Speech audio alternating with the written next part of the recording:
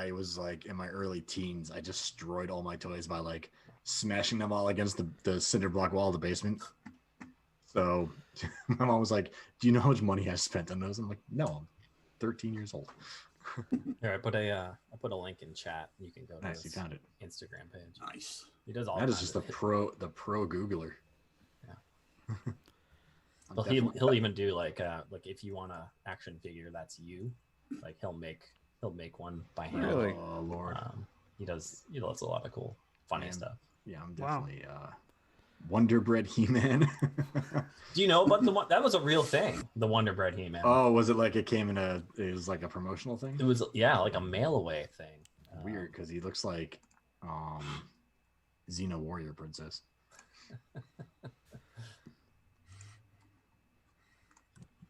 Disco Skeletor. Slime Pit. This is nuts. This is really cool. Is this show supposed to be happening right now? I'm just looking at. I mean, it's atypical.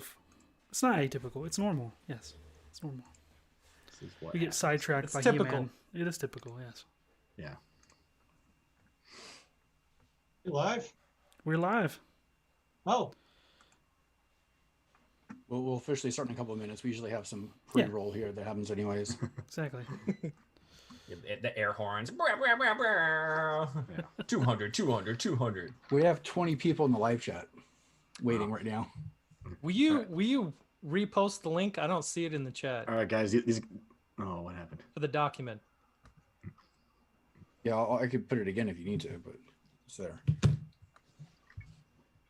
These guys are tired. They need us to carry them across the finish line for their 200th. So let's put in some good work. Churn out some free content for our friends. There we go. Looking good, Donovan. I compulsively have to click on chat every time the little red badge comes up. Even though I know it's in there, doesn't matter. I need that serotonin button. Pavlov. Everybody in the live chat, we'll be starting in about 2 minutes here or so.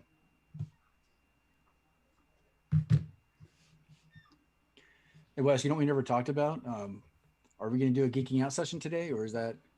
I think the whole episode is a geeking out session, to be honest. Yeah, we'll leave it at that. Okay. Donna, you ready there? Yeah. Nope. Crotch shot. Yeah, he's got his crotch to the camera, so he's ready. Boy. Bring the sexy back. Yep. Sexy front. I'm not gonna mess with it anymore. Sorry, you have Instagram filter mode.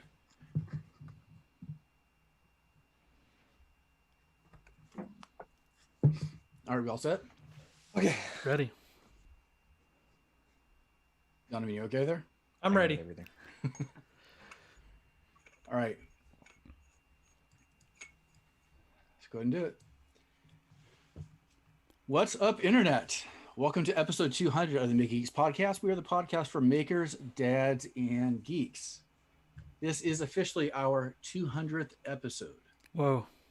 200. Yes, whoa, indeed. 200 years. It's amazing. It's been a good run. Doesn't feel a day over 199 years.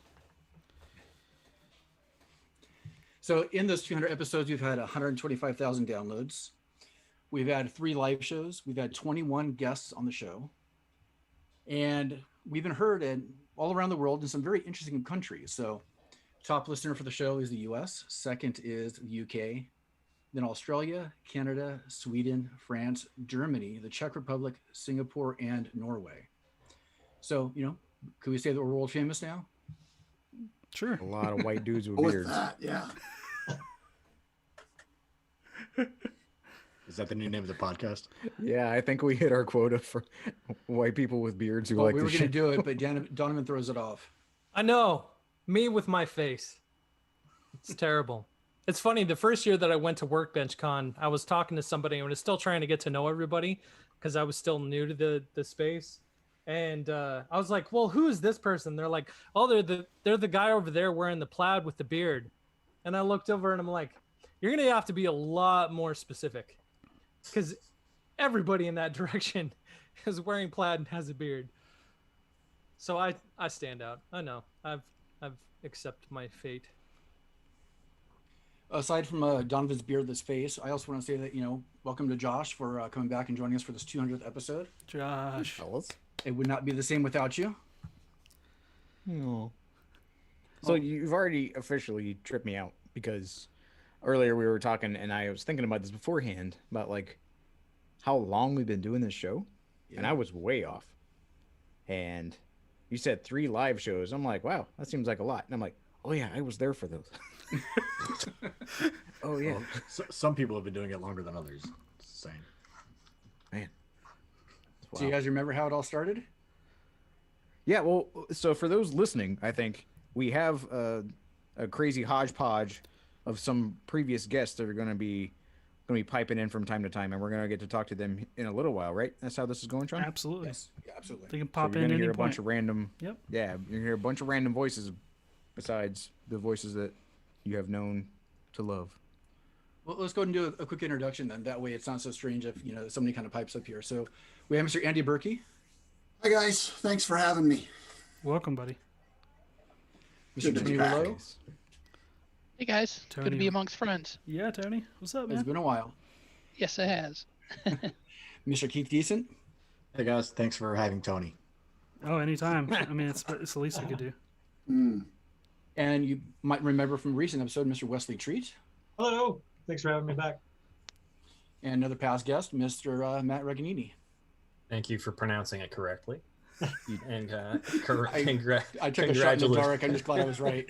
And congratulations, you guys, on this momentous Thank you. milestone. Thank you. Yeah, so talk about origin stories. You guys remember how it all started? Started in kind of a little bit of a weird way. Similar to this, actually. Yeah, actually, this is very, very familiar when it comes to the origins of making geeks. Josh, do you remember much about the start?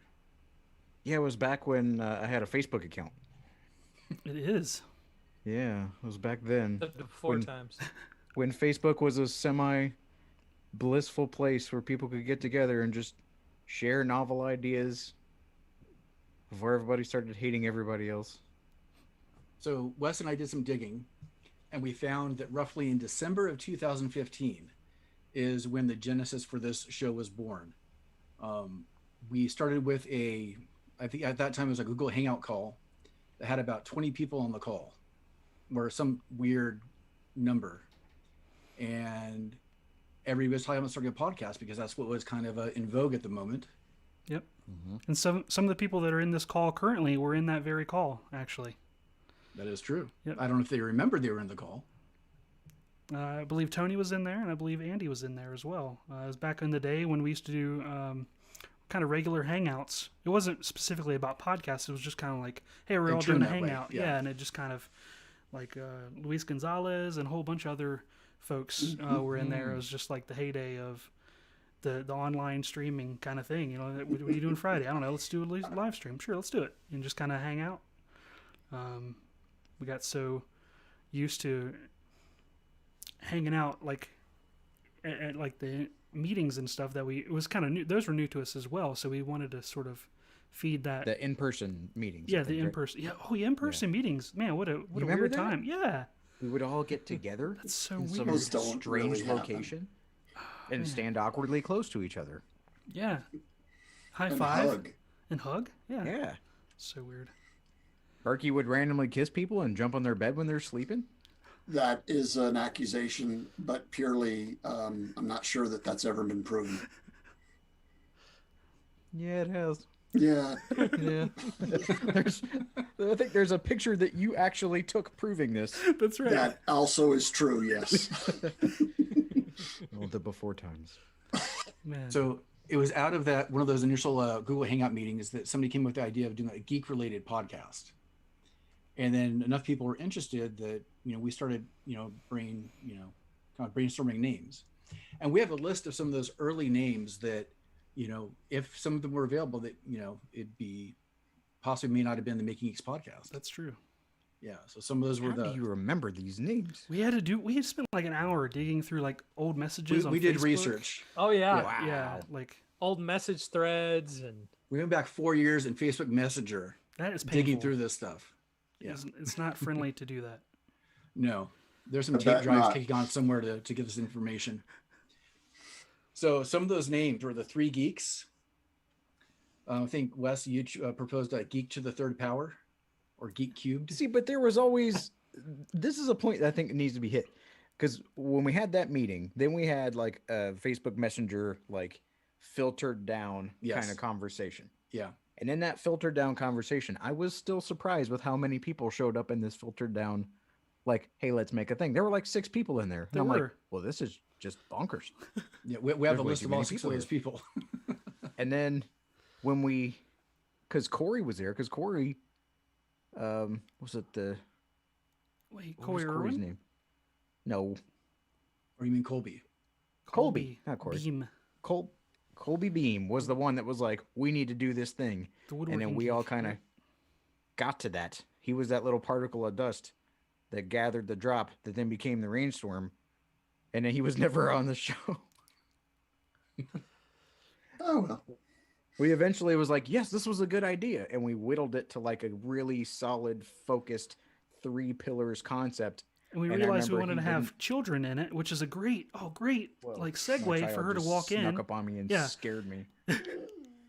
So Although Josh's that- daughter just walked in frame. Like Yeah. I think that was the part that like really was the final like hone moment, is that we also want to include like parenting and like being a dad in this to make it more of a interesting trifecta of being a maker and a geek and a dad. And that was sort of the other pillar that But we didn't finalize that till later on. Still, no, but that was the key moment that like Yeah, he helped bowed out. eliminate other people that didn't have kids, right? Colby didn't Yeah. have any kids at the time. Little I don't known think he was- fact: Josh's daughter is actually named Segway, so that was extra weird. And she wrote in on a Yeah.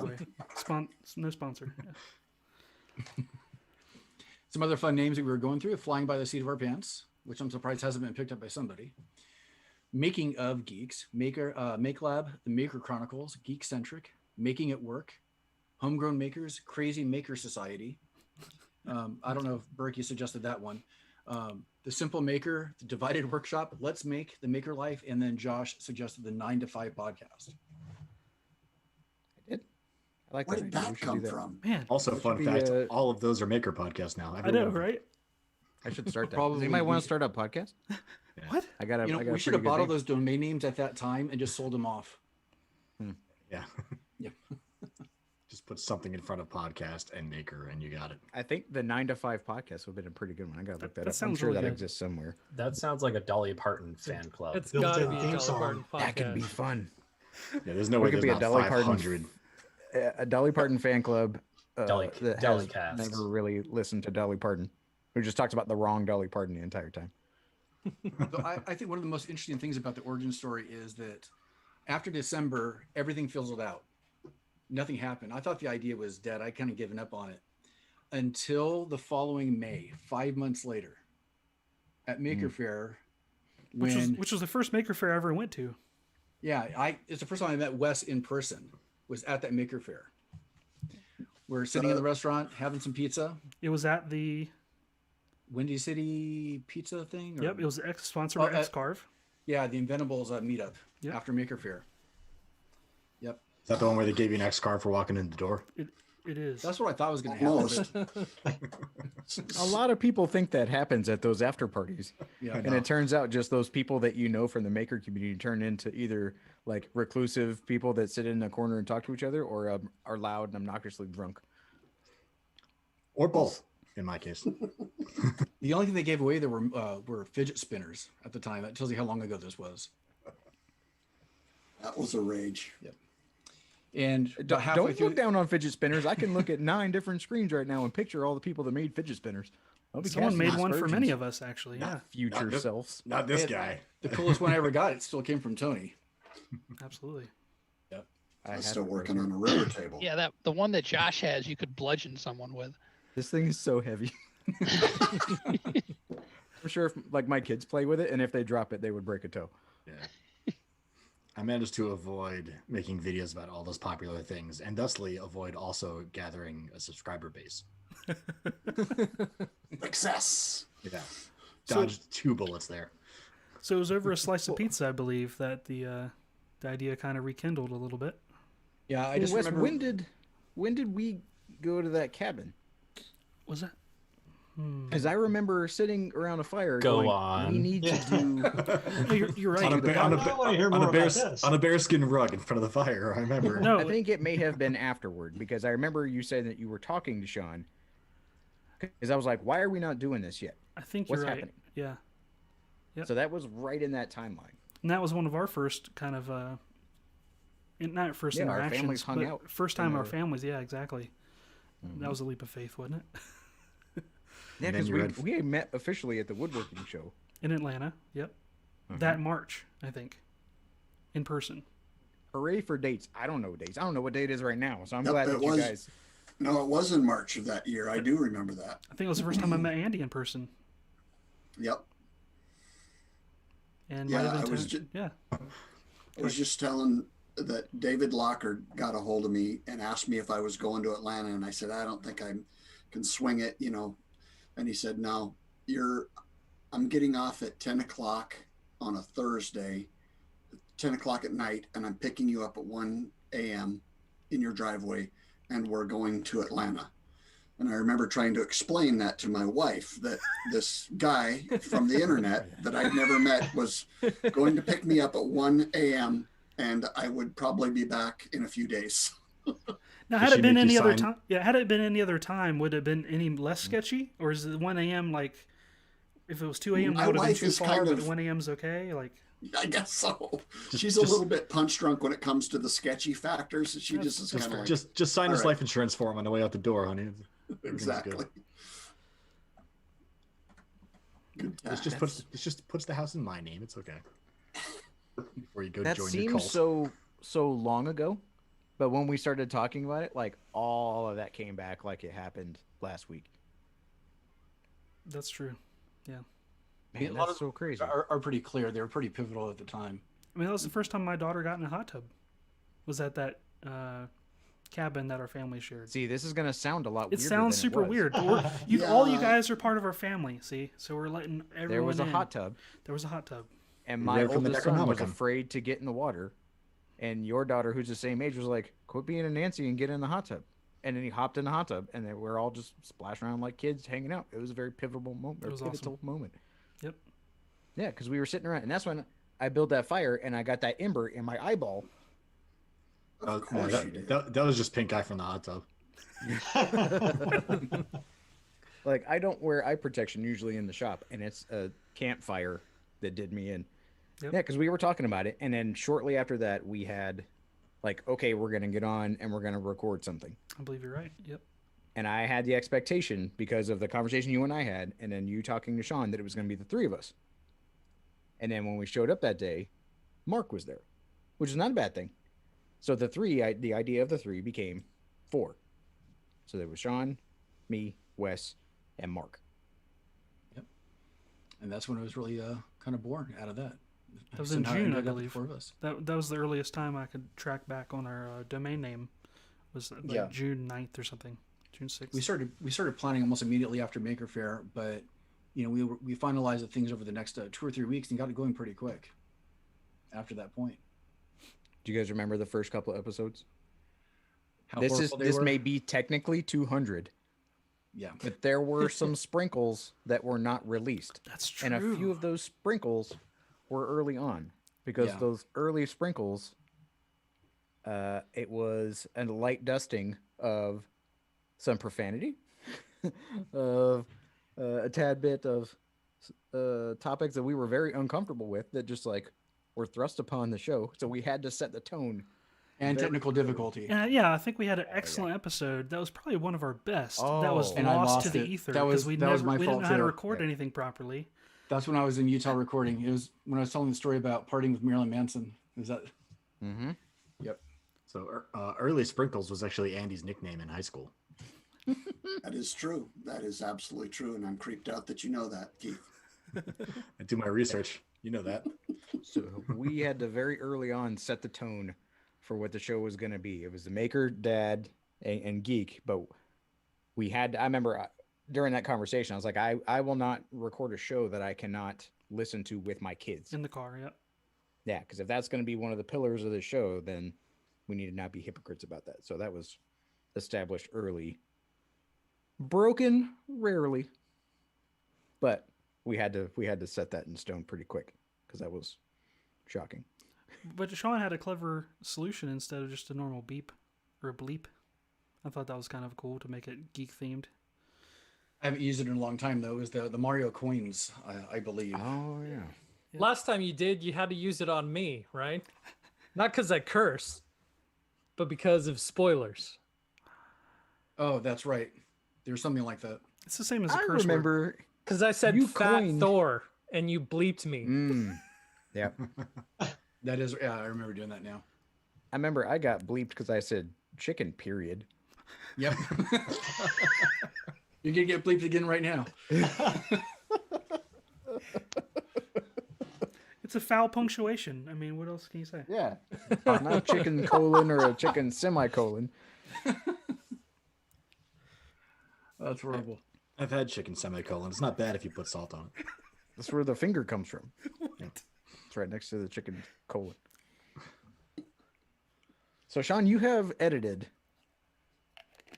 I know I edited at least one episode, and then I went, I'm never editing this show again. So Well, you have episodes. Yeah, but granted, you spent 8 hours trying to fix a show that was almost unfixable. So it's really not a fair assessment. But yes, you did do that one. So did you guys recount how many spoiler casts that we have done in this entire time? Because I think that was our first one. It might have been. We did about 5, I think. They kind of dropped off after a while. I was, didn't count those out. Star Wars spoiler cast when old Bobby Claggs was on, back when we were all just random maker people and just happened to know each other. We reached out because on making it, he used to get teased for liking Star Wars. So we're like, come on over to our place and you can talk about Star Wars all day. Yeah. He would want to geek out and no one would really pick up on it. And so it's fun. What else are we doing? Star Wars. We did Infinity War with Daryl Maloney. Yep. What else did we talk about? So About Star Wars stuff. mostly Star Wars, but then there was a couple Yeah. Marvels sprinkled in here and there. Yeah, we didn't have movie podcasts in general to kind of, hit most of the major franchises. I just remember being impressed when you guys brought the parenting thing in, even though I'm not involved in your world at that level.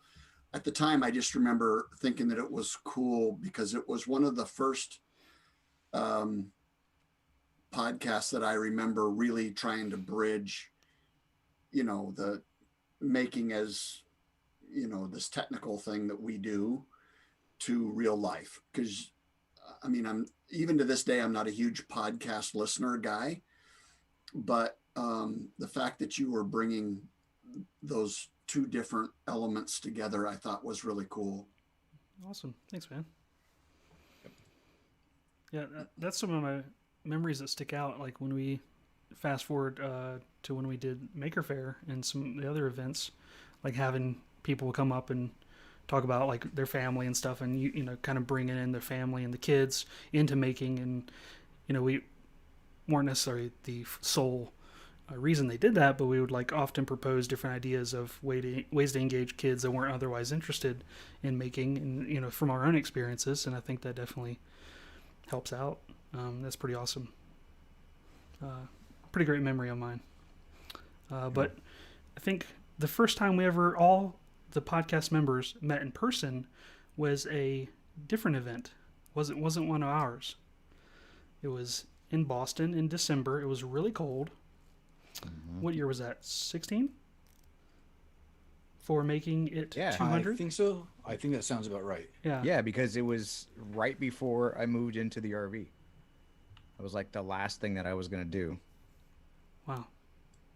Yeah. Because I remember I had to cut down my X-Carve to fit in the RV. So I was living in Georgia at the time, and I drove up to Bob's shop in Savannah when they were talking about making it 200, the podcast making it. They had their 200th. They had a big get together, which Matt was an instrumental, amazing part of that. But I remember him talking about it, and they were like putting out an all call for people that had podcasts, kind of like a podcast show where they were going to be the headliners. And I was like, yo, I think our show wants to do this thing. He was like, that's great, because we didn't know how many people wanted to do it. And so there were like 5 different shows. I think that's right, yeah. Yep. Yeah, and we were the openers. So we all got to fly to Boston and met each other for the first time. And then got to get up on stage in front of about 250 people. We discovered who had crippling panic attacks. So that was fun. Nothing brings you closer as a group than anxiety-ridden public speaking. And a dead battery and a clicker that's supposed to advance PowerPoints. That also brings and a people Mr. together. Spell. Oh, man. Talking about Yahoo Serious. What in the world are we even doing on this show? It's funny, as you guys are talking about that, I'm actually looking back on my emails, like from Bob. And yeah, it almost didn't happen. It almost didn't happen. Really? How did that work out? At least. Well, I had for those who know those who don't know, it was held at the Converse building where I used to work. And I was pretty good friends with the CEO at the time who, I was like, oh yeah, this guy will let me do anything. Like, like I helped build this office, like whatever.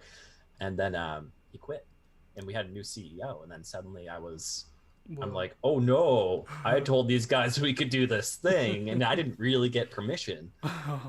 So then, we were wrapping up details at the very last minute, and we made it happen. But yeah, it was a bit nerve-wracking. But yeah, it was October 3rd, 2016 is when we finalized stuff. and then everyone was in town the next day. That's crazy. Yeah, we didn't have stuff. I say we. It was Bob and David and Jimmy that were planning that thing. And then we, like the other podcasters who were going to be, doing the thing, showed up early and we're like, what can we do to help? And they're like, well, people are going to show up and I don't know, we're going to give them some free stuff from these sponsors that's over in this box. And that was as much that was figured out before people walked in the door. And so all of us collectively got our heads together and we're like, okay, well, maybe people had lanyards with their names on it because they had to reserve a ticket. And so we're like, oh, someone needs to go out there to the front door. And we were it was so fun that this really nice event was thrown together an hour the previous night and then that morning. And I think it was a big success. It all came together. People need food, I guess. And more than 2 cases of water. Little behind the scenes, never before released info.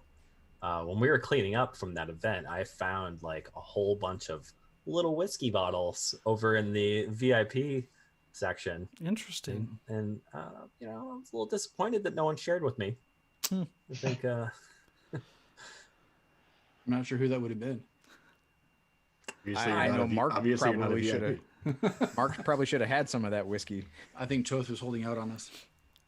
I think it's Jesse Ueda. I think that's the culprit. I think it was a certain drunk woodworker. Oh, formerly drunk woodworker. Yep.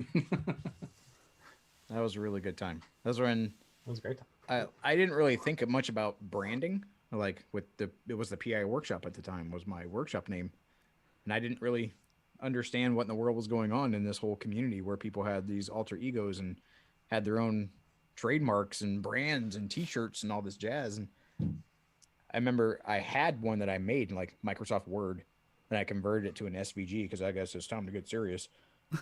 And then it was there in Boston at the Converse World Headquarters that Kyle Toth and I went outside after Wes got back. Was like, yo, they'll make you custom chucks downstairs at the place. And so I have those. I wear them every once in a while. They're super slick on the bottom now because they have no tread left. But I got this custom pair of low top Chuck Taylors with my logo on it. And I remember that big that big group of people. It was just so amazing. I'm like, okay, this is what I want to be doing. Like these are my people now, and not just me like cutting stuff out of plywood in my garage in Georgia. I'm real curious what the community was like back then, because I'm relatively new to this. It was, my first Maker Faire was 2018. It was the first time that I had met any of you guys. So, I mean, even a couple years before that, was it a much smaller group? Oh man, it was so great. Like just right before you got here. And then, that's I assumed. Should have been here yesterday, man. Well, at the That's time, not entirely false though either. The time that we're speaking about, like when we were thinking about doing this podcast, there was making it, there was faking it. There's Reclaim the Wood Audio. Talk. Yep. There's Wood Talk. There was Dusty Yeah, Life. there were and Dusty there Life, was yep. The one that became Maker Minded that was run by he hosted it. John? Oh, John Berard. Yeah. Podcast for makers. yeah. Podcast, yeah. but it was Makercast. called Makercast. Yeah. So you could count on probably one hand. Well, like one the- radioactive hand, I think. Yeah. The groups of like podcasts, and then I remember the group, it was all the Facebook group. It was the I Like to Make Stuff Facebook, the unsanctioned, unofficial I Like to Make Stuff Facebook group, to where we all kind of met each other. And then that group got bigger and got contentious, and it just got strange. And then people started to, On Facebook? Okay. What? yeah, who'd thunk it? Imagine that. And so stuff just started kind of falling off. And then some podcasts remained and endured, and Instagram became bigger. So then it was not so much the collective of people as it was like now there's individual people who are doing really, really well for themselves rather than the group of people all together. Back then, it That was seemed one thing like I really a whole missed. lot of. So you think it was more cohesive then? It seemed like a Yeah. whole lot of people who were just like making plans to do cool stuff back then, and then like Formative, yeah. yeah, and now it's like you can see where it worked out and where everything went Yeah. a little more. Yeah. Well, don't you think that there was a lot also of a lot of us that for the first time in our lives, we found our tribe? So was that general Absolutely. bizarre, Oh, totally. I mean, speaking of bizarre right now, right? Oh. The most bizarre. It's I think that was the real trippy part of that time, was there was just a lot of us who had never had a place in the world, and all of a sudden you're like, oh my God, these like Josh was saying, I guess these are my people right now. Yeah, that's exactly how I felt when I came to that first Maker Faire. That was the first year they had a stage just for content creators. And so we had this little grassy area right next to it, and everybody just kind of milled about. And I spent so much of my time there. And that's, I had finally, felt like I had found the group where I belong. I had, instead of anxiety up here, it was about right here, a little more comfortable with people. I'm really glad to hear that fundamental feeling still was there, regardless of ups and downs and people coming and going and different venues and time zones and what have you. Like that fundamental experience stayed true, like what you're saying. That's how I remember it as well, and that was several years before that. And I think that speaks volumes about the group and the community and as a whole. Absolutely. Yeah, my experience, like kind of breaking into the groups, so to speak, I found everybody to be like really accessible. I mean, just the fact that I was listening to this podcast, listening to Making It, and then just drop the guys an email, and I was like, hey, you guys want to go hang out in Boston? They're like, yeah, let's do that.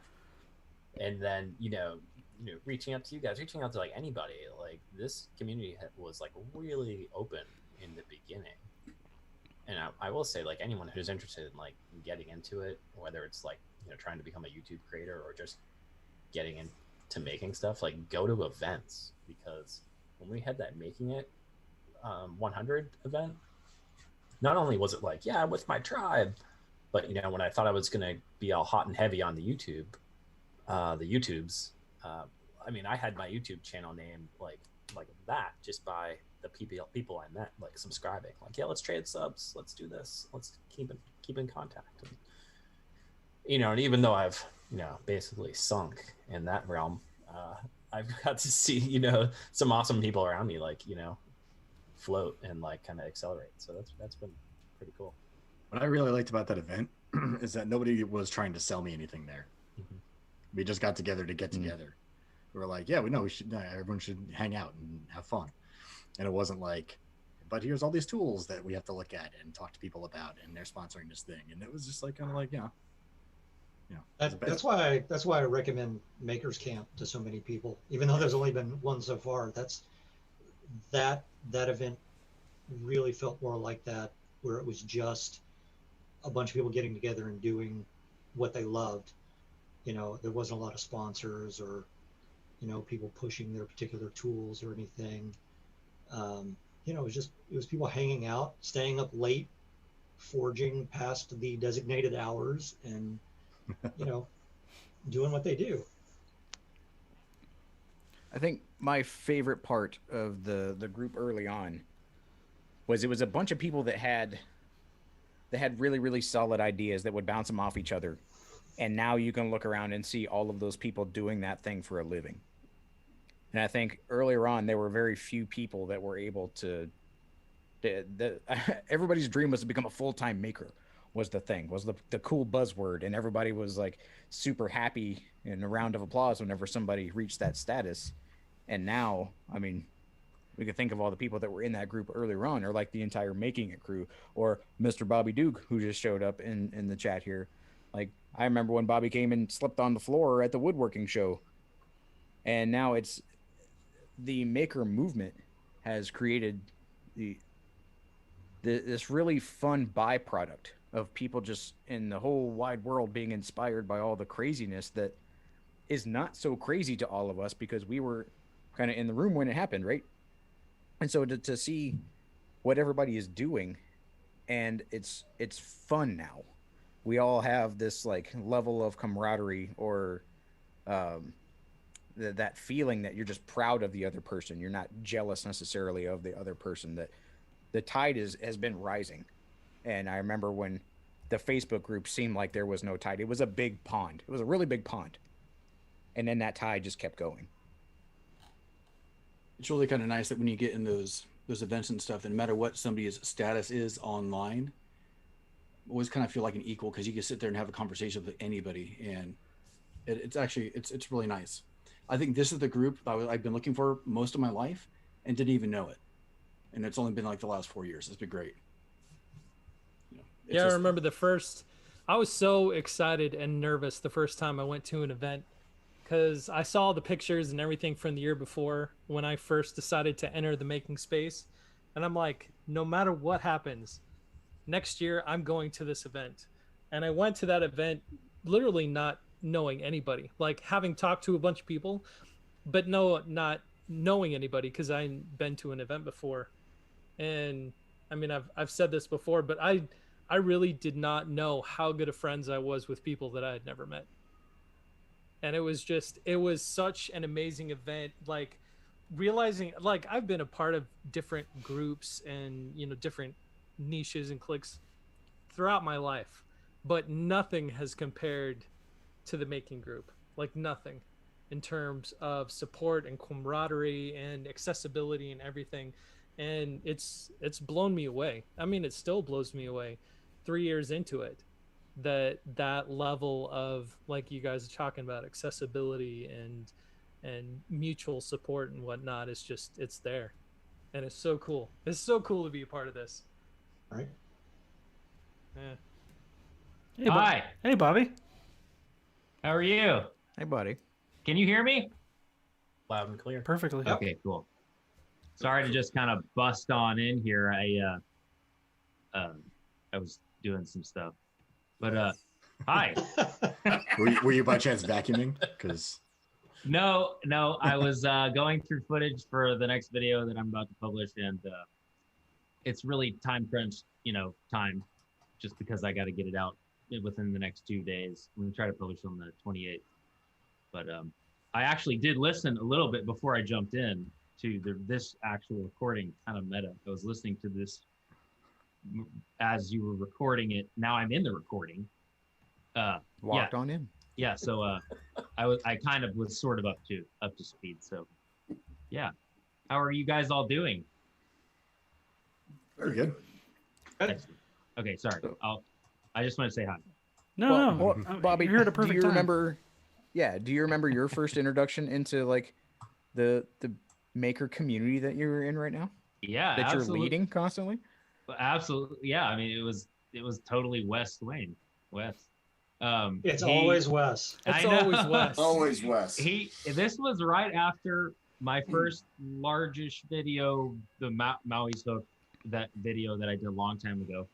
I remember you posted about that in the Facebook group, and people were like, "Make a video about this," and you're like, "I don't really know if I want to do that." See, I don't think I was in the Facebook. I think maybe somebody posted it in there. Maybe because see, that's probably I think, Wes. Wes, is Probably that Wes. Is that what you saw? That's why you reached out to me in the first place. That's what I thought. No, I remember you made something for Cody's Labs channel. Oh, that was it? That was it. That's where I first started following you. And then I reached out to you and thought you'd be an excellent addition to the Facebook group where a lot of other, there's a lot of other artists and creators and kind of riff off each other. And I thought you would enjoy it. So that was sort of the first thing that I remember seeing of yours. And then shortly thereafter, I don't remember the exact timing, but I think you had the video, the Maui Hook video. Okay, maybe my timeline. It's really always meddled right there. Yeah. Well, it's always meddled in my head. I don't even remember what happened half the time in my past, but I remember you definitely were the one to reach out to me. I think through an email or maybe even on Facebook or something, and just told me about the group and asked if I'd be interested to join. And I remember at that time I was starting to get kind of bombarded a little bit by people and emails and stuff from people, and I just thought maybe, I don't know why, but I just decided to like read yours and be like, yeah, sure, I'll check it out.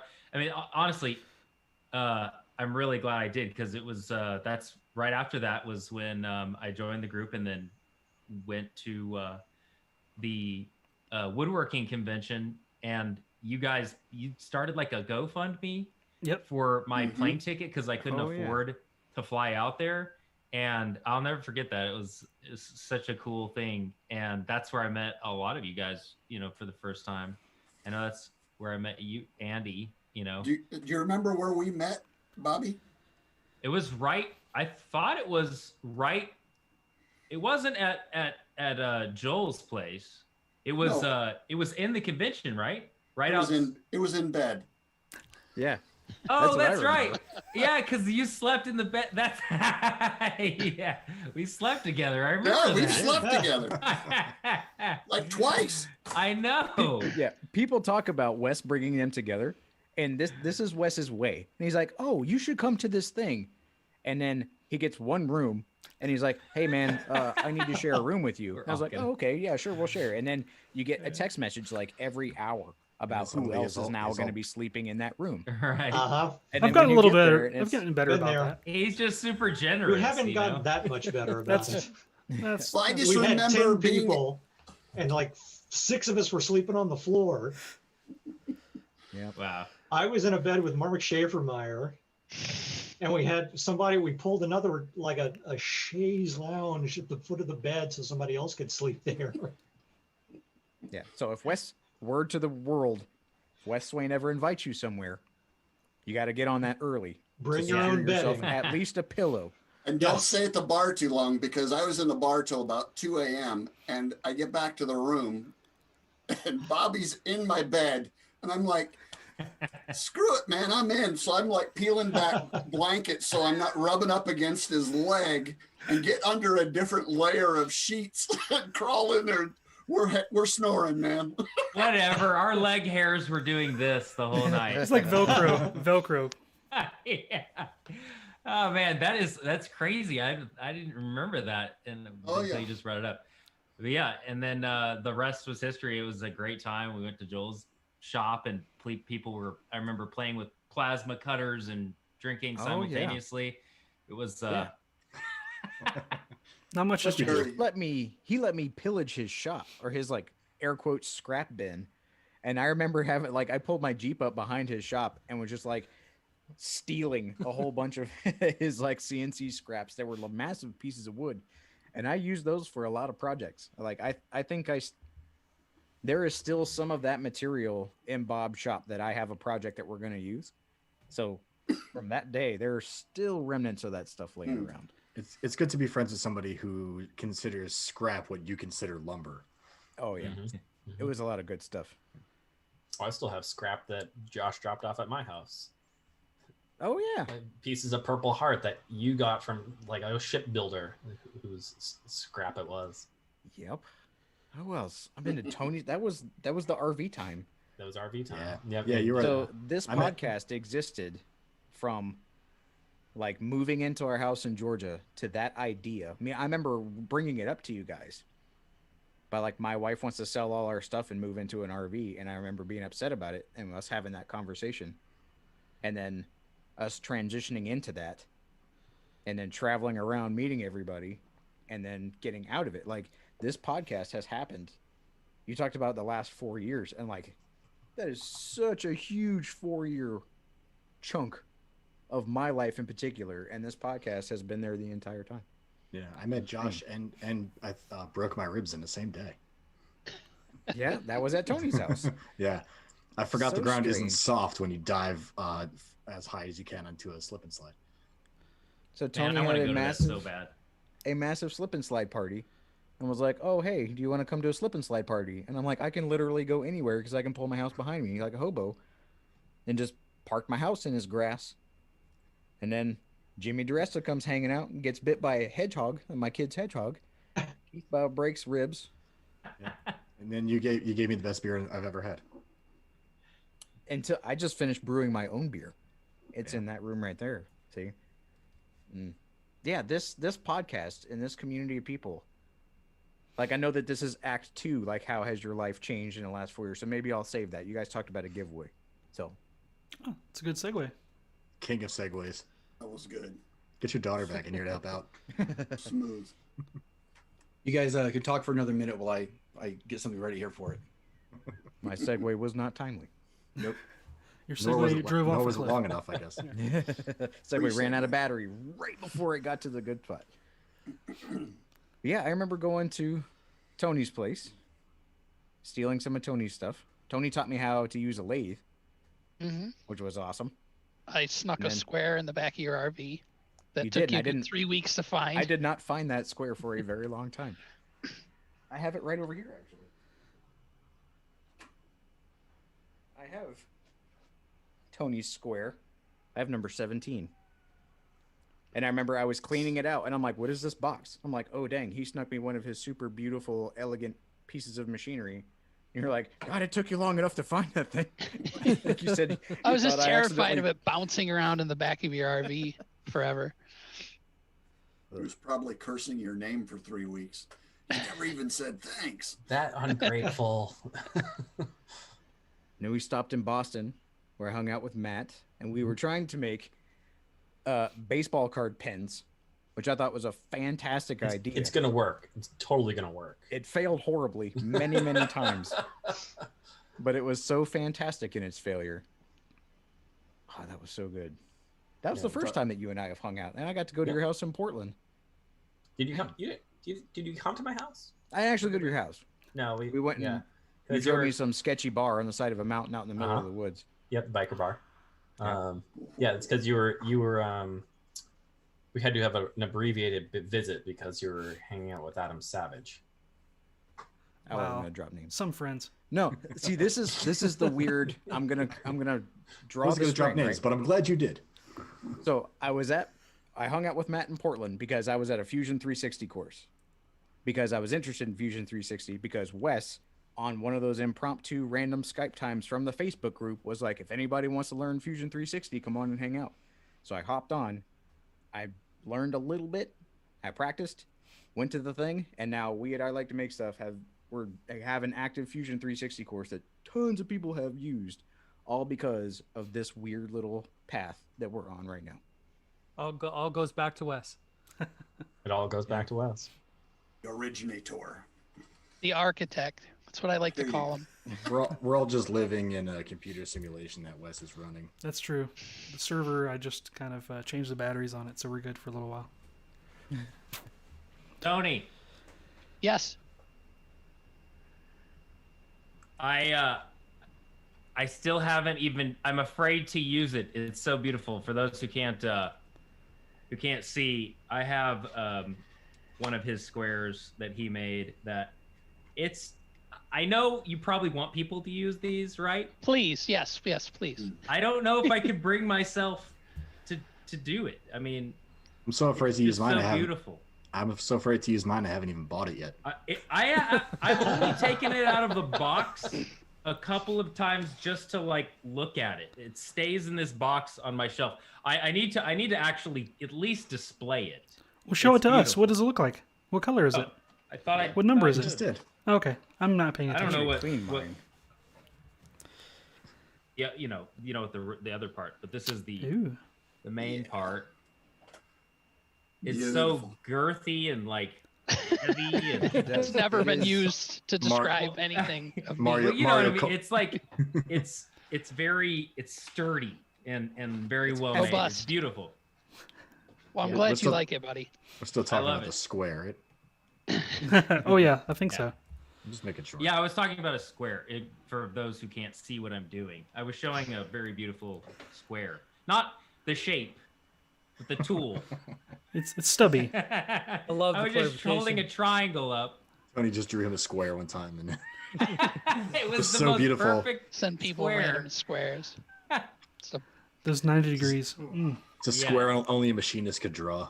Yes, it's amazing. Anyways, I just wanted to show that. That is awesome. What? One day I'll have a Tony tool. Sorry.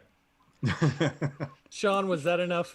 Was that enough banter to get you ready? That was perfect. And the form is currently cut off. Otherwise, we're not going to be able to effectively do the giveaway fairly. So, Perfect.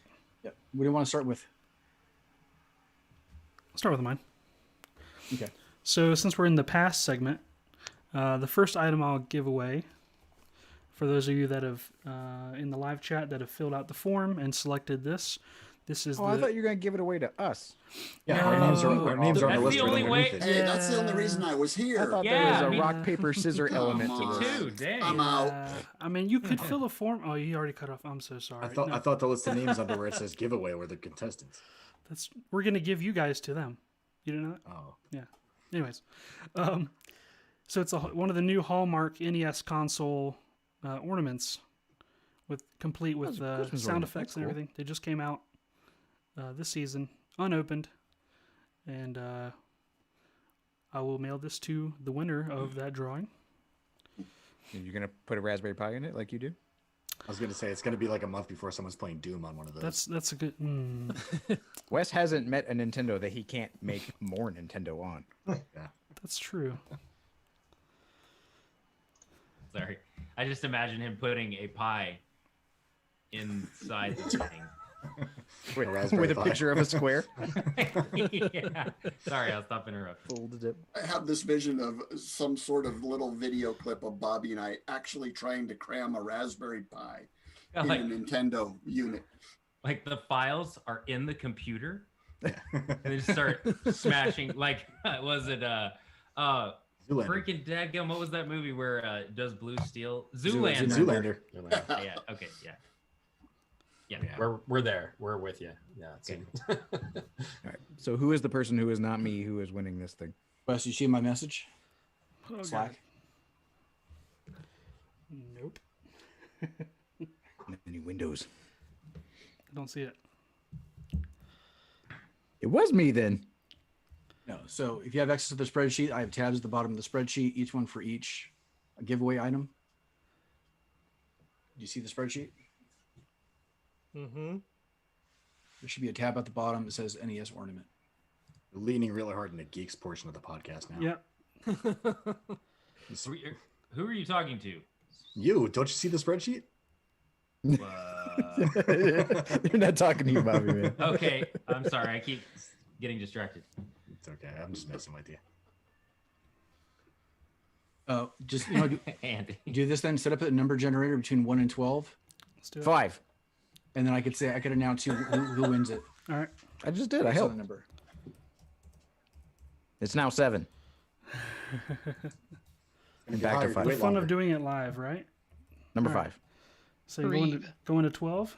All right. Yep, 1 through 12. All right, here we go. Number 10, sir. Okay, number Seth 10. Seth Williams won the NES ornament. Seth will. Hey. Good job, buddy. Good job. Hey. Seth was the first highest Patreon supporter and the person that we met while we were at making a 100. That's true. Sounds Congratulations. great. Seth. Another one of those You have an moments. NES ornament coming your way. So he already basically paid for it, is what you're saying. I say this. I think. This was rigged. Oh, you know what's funny? Dang. all the winners of we're the top bringing it 5 supporters on Patreon. Yeah, just happened to win. Whoa, crazy. Okay, you see this? I have this laser cut microphone with this thing that I happen to have on my desk over there amongst all of my stuff. I think I owe this to Seth from like years ago. You should give it away to somebody else, right? You should give it to somebody else right now. Who was number 5? Number 5 shall win. No, but that's funny. I made this for Seth because he won some other thing that we did, which I think it was actually Donovan's trivia night. Man, So yeah. So your top patron won both contests, is what you're saying? he won this thing, and then I put it on that shelf over there many years ago. So I'm just going to set it back for posterity. So you're not going to get it. So I'm just going to put it back where it was so I can remember not giving it to you. Congratulations. We do a second one right now too, since we have about 6 things to give away. Yep, let's do it. Let's do it. All right, so I need another number generator between 1 and 12. All right, ready. Just have Tony This is stick going- his hands. This is going to be for a hand-painted and 3D printed Groot. Wait. All right, rolling. Yep. 4. 4. So the winner of the Groot goes to Rob Clark. Congratulations, Rob Clark. Hey, Rob. From Tinker Nearing. It's a fun name. Just have Tony stick his hands into a random machine, and however many fingers he pulls back, that's the number of the winner.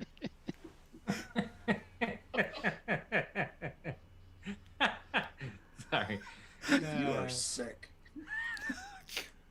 I know. We already knew that. Yeah, this is not news to anybody. No. No, that's true. I interrupt and I say really gross things. Ethan, next time you should have the AI do a giveaway for you.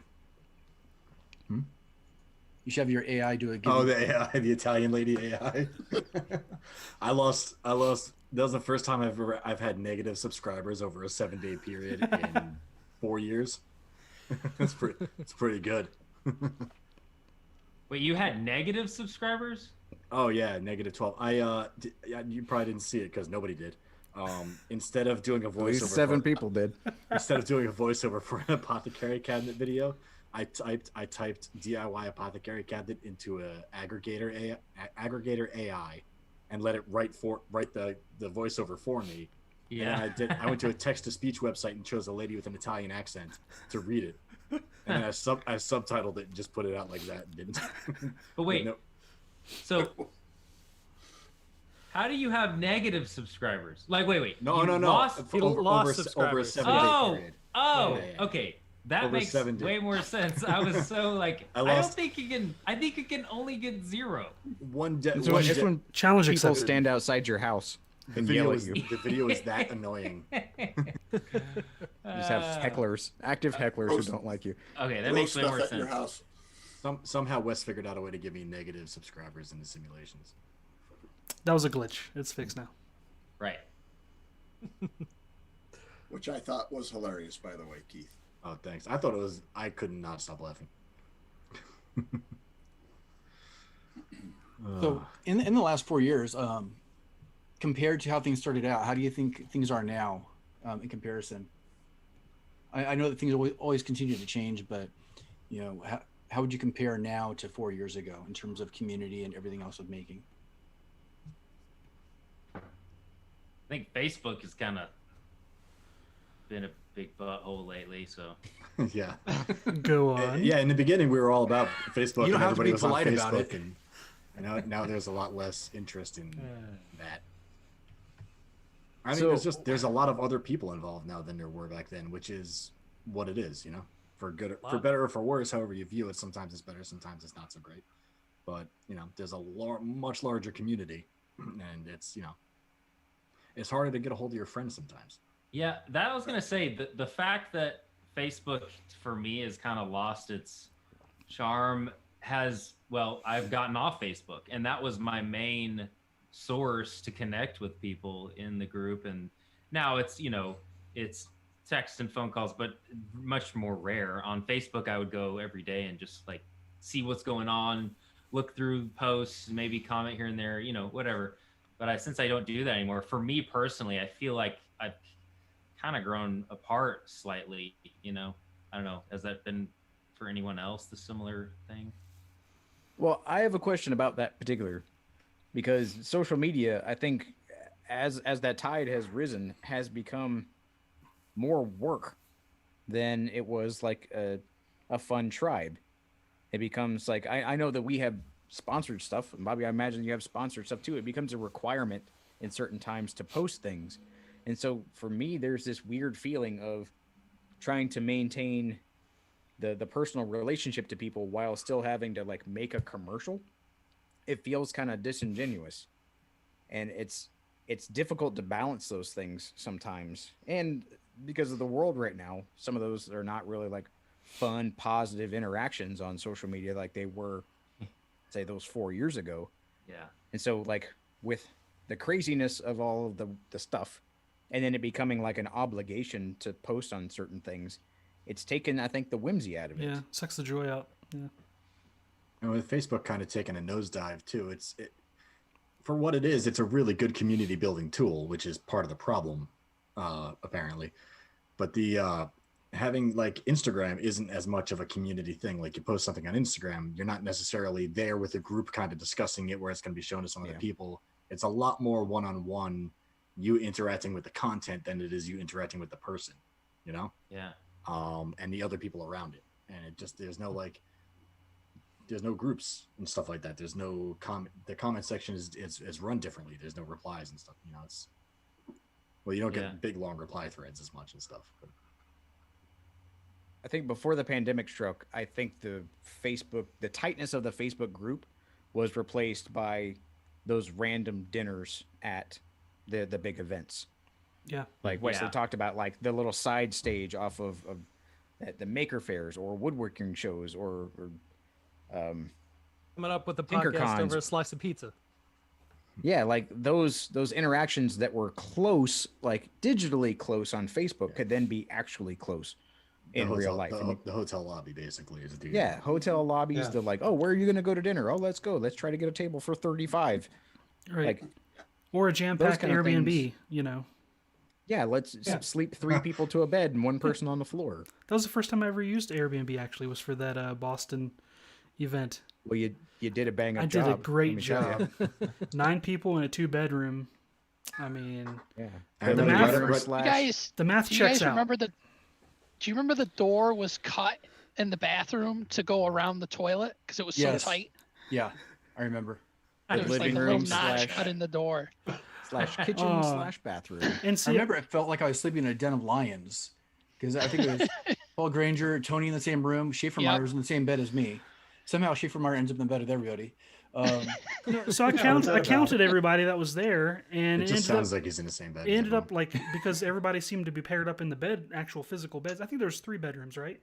Yep. Yeah. Yeah, So who every- got every his own physical bed? bed Somebody had- got like his own room. Every physical Setters. bed was occupied. Andrew. Everyone That's seemed what to it was. everyone seemed to have a bunkmate, so to speak. So one person, I think it was Corey, slept on the kitchen floor, and then everybody gets up in the morning. I'm making pancakes for everybody, right? And then we gave him a Andrew- ride on the mattress across the. Yeah, across he's the like apartment. freezing on the floor the whole night. We're right? stepping Because it's over him. Boston in December. So then everybody comes out of their individual den, like they're paired up with their other buddy, like their bed buddy or whatever. Andrew just comes waltzing out by himself. And we're just like, wait. Andrew Setters. Andrew slept by himself? And then Corey is just like shivering as he's like awake all night. Nobody felt too bright after that morning. I know, math was hard. I mean, what can you say?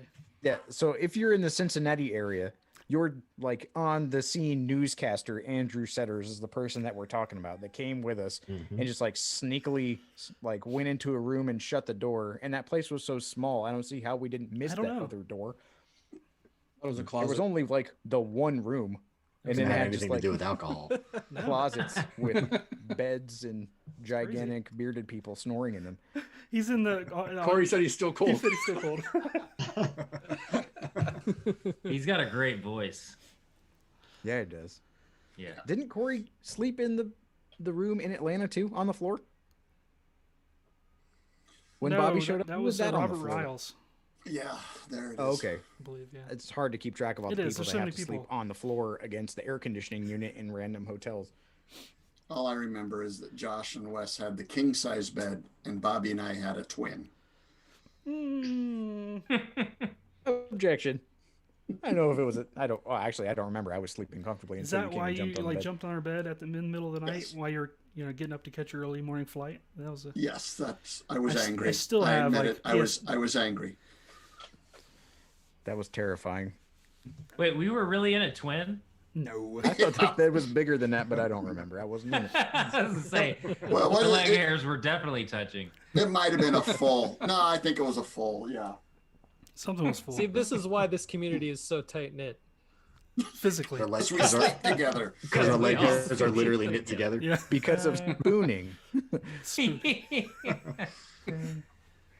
but what other weird group can you get on Facebook and go, hey, do you want to go to a city that you don't live in to sleep on the floor of a hotel that you don't pay for so you can hang out with people that you don't really know?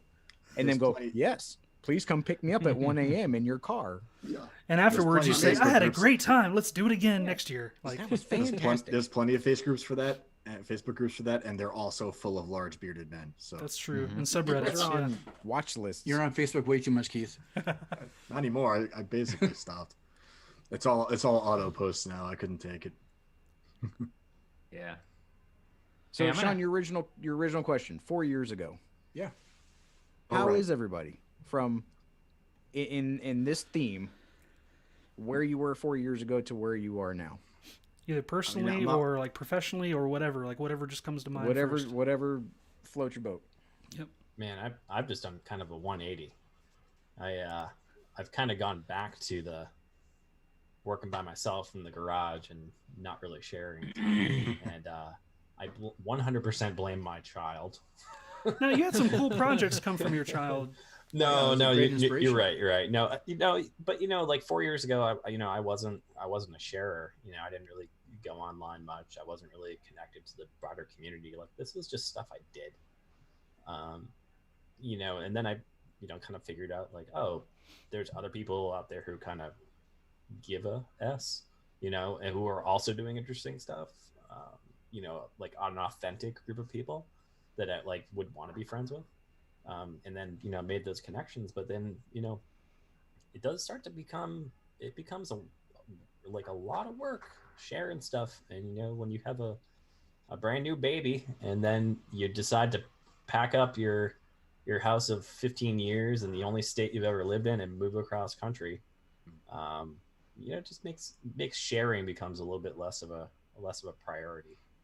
Plus, you already had your group of friends at that point. You're Yeah. like, if you're not really looking to reach out beyond the people that you wanted to hang out with and wanted to know and got to know, then there's not a whole lot of a point to do it. It is kind of a bummer that like I met some awesome people, man. Like just before I left the East Coast, and now I'm kind of like back from square one when you got to have another big event out here so I can meet some more people, because it's tough being 40 and trying to meet friends. Well, nobody on the West Coast makes anything, so sorry. How dare you? Shots fired. I think them's fighting words. I gotta say, the evolution has been interesting from my perspective. Talking about the sharing becoming, a burden. A year and a half ago, I started a large church furniture project that a contract that I'd been took me a while to get, and I made the decision to start doing morning stories, just what, you know, as I was going into the shop and what was happening at that point. And it really was an interesting thing for me because it was the first big project that I had done without employees in my garage alone. And I found that communication became almost necessary for my sanity during the day. So it kind of came around, and I got some brilliant feedback from people going, "Hey man, I saw what you were trying to do this morning. Why don't you try X, Y, or Z?"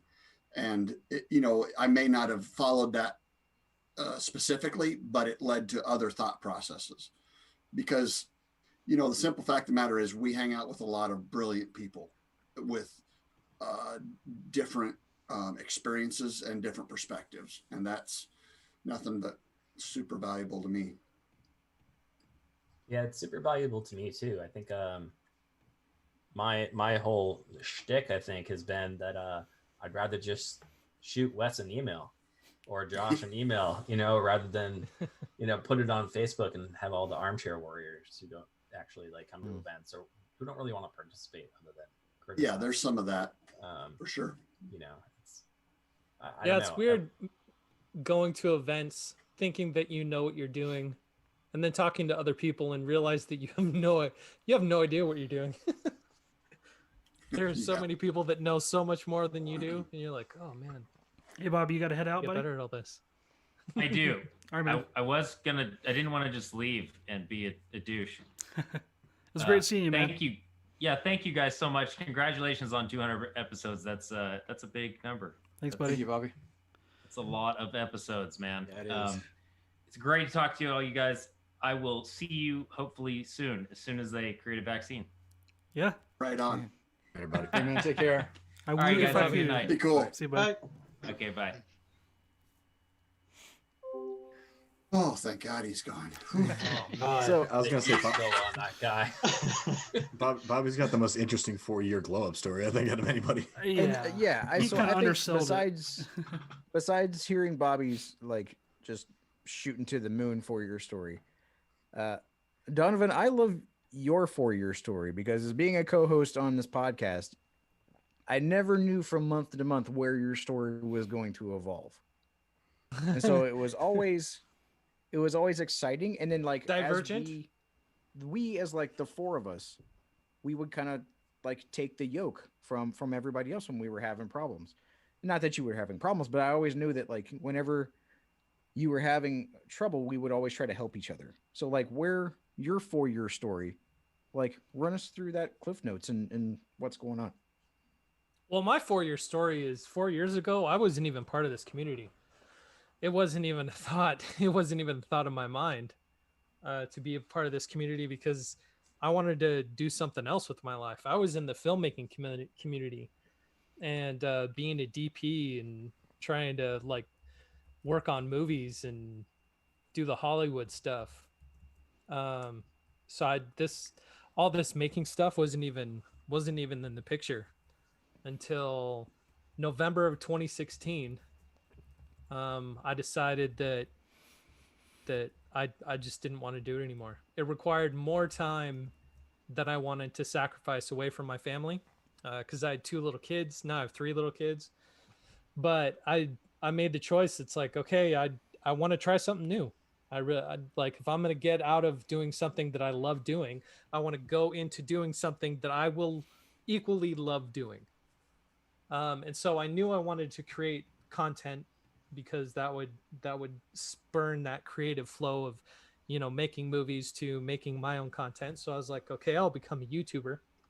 And about that time, I was really into watching stuff like, you know, Bob and Jimmy and, you know, the OGs, I guess you can call them, of the making community. And I was like, you know what? I think I'll give this a shot. I think I'll try this out because my dad's a maker. He's he builds everything. all the time. My mom's a maker. She's super crafty, and it's like I was raised by these two maker people. I really like to make stuff. At that time, I had a blog where I would make stuff for my kids. I was like, well, why don't I just transform this into videos? And so, inspired by all that, I decided January 2017. It's like, all right, I'm gonna be a maker. I know what I'm doing. I'm gonna be a maker, and awesome. and started in this community, not knowing how much I didn't know until I met a whole bunch of people that knew a lot more than I did about everything that I was trying to do. I think you're doing okay. I think you're doing fine. You don't have to play it down. It's been there, like Josh has said, there's been so many divergent paths that have happened over the last 4 years, like doing good and then not doing good, like contemplating, hey, should I keep doing like being a maker and doing all this kind of stuff, and then doing it. And there's been so many ups and downs in the past 4 years, but it's been amazing, again, because of the support of the community. Like, if it hadn't been for Wes and Josh and Shawn and all the ways that they've helped me just in the different projects that I've put together, they wouldn't have been half as amazing as they turned out, just because of the input that I had from every one of them. It's been fantastic. I would have to agree with that. Like, I mean, without me even thinking very hard, I can come up with an example of someone in this very video chat, like, helping steer just my own skills and things. Like, I had a need of doing some wood carving, which I had never done before. And I had a project that required like inlay and some intricate stuff. I had never done anything really artsy or artistic with wood as a medium. And the first person I could think of that did intricate wood kind of little things and big things was Andy. And I'm like, hey man, how do you use a wood chisel? I never even used a wood router. Like, to me, a router is a networking piece of hardware, not a woodworking tool. Like, seriously, that was the first time I ever used a chisel. And a router was for my Mario bookcase project. How do I update the firmware on this thing? Exactly. I mean, I put Linux on it or something. I think you can like root it. I'm not sure. But yeah, he took time out of his work life to do a Google Hangout with me multiple times to teach me how to sharpen it, like old school ways. Like, you need this, you need that. Here's a sandpaper. You need to use that. You know, don't hold it this way. You're going to cut yourself. Even if you do it right, you're probably going to cut yourself. Like, and I did, and I did. And so, I mean, it was all over video. Like, this thing that everybody in the world is sort of awakening to, like, oh, we can video conference. What an amazing revolution no one's ever thought of before. Like, no, I think that even preceded the podcast. I'm not even sure of the timing, but it was just, let's get a camera, hone in. If you need any questions, if you have any questions, just hit me up. And it was awesome. And it's a great story. I love just like telling, because it's just like a testament to, like, even if you don't have the knowledge in you, like, the community is so forthcoming and so willing to help out. Like, even if you don't know you need help, like, hey, I saw you did this thing in the video. You might want to do it like that.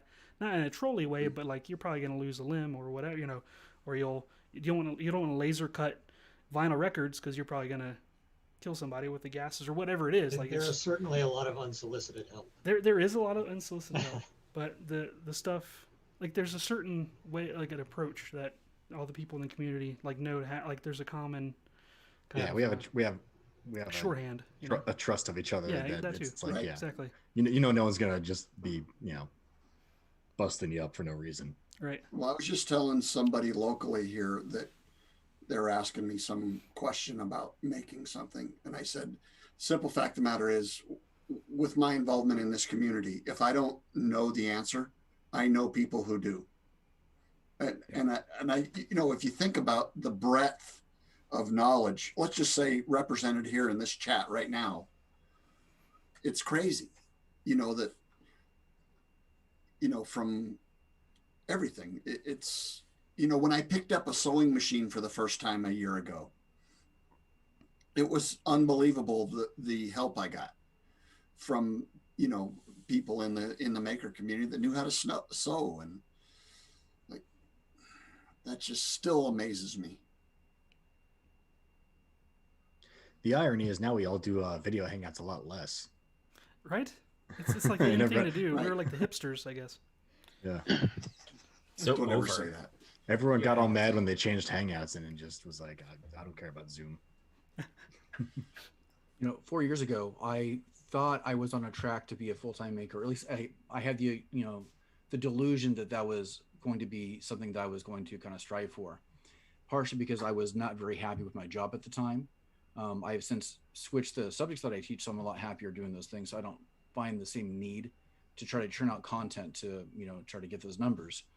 But I have really enjoyed sitting back and watching everybody else and everybody else's evolution of what they're doing, with people getting into new shops, bigger shops, starting online courses, being, bigger influencers for the community, and kind of shining a bigger spotlight on everything that we do. I've really enjoyed that over that 4-year time.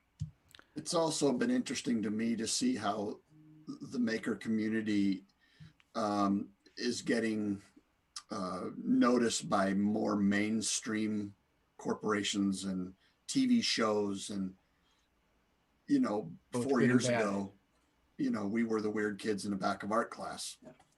And no one,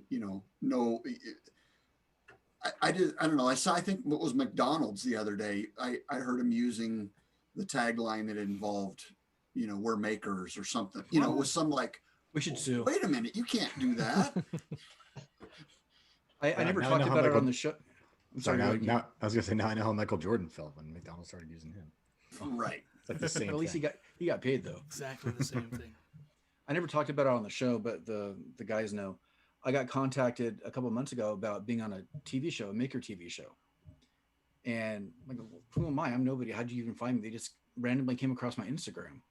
And that was really weird, knowing, I know 200 other people that would be better qualified for that conversation than me. It was really weird. What show was it? Can you tell? I don't know the name of it, but somebody else here knows more about it. If he wants to talk about it, I'll let it be up to him. I It think wasn't that Hot Wives of Atlanta, was it? I think that Real Housewives. Yeah. that was last Just a year. guess. I don't know. I think April might have got picked up for the show. Yeah, I figured. Oh, cool. Speaking of Yeah. community events, I'm sorry, I was gonna just mention Tony. Oh, no, like, go ahead, buddy. He's like the king daddy of like all maker, like homegrown maker events. Like, not only Yeah, and that's really odd. No, it is because just to tell my story, I'm not a social person.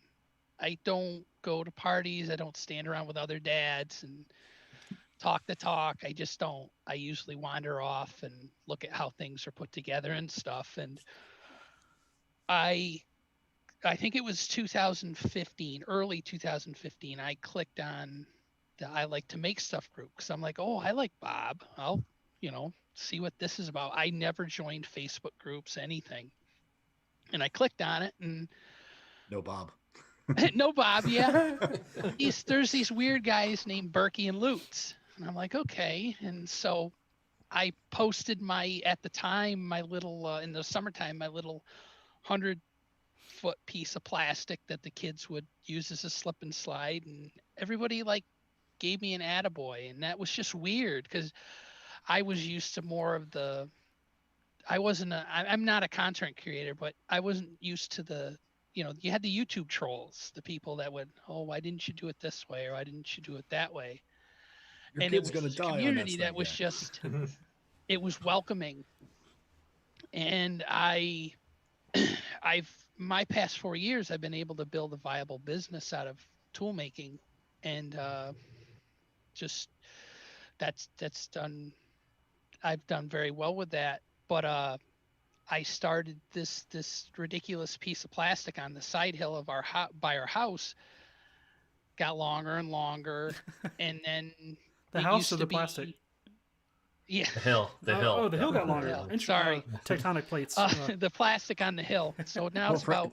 Sorry, for anybody who doesn't understand, do you want to explain exactly what you're talking about? Because Yeah, I'm sorry. I'm everyone- not good at explaining things. Oh, that's okay.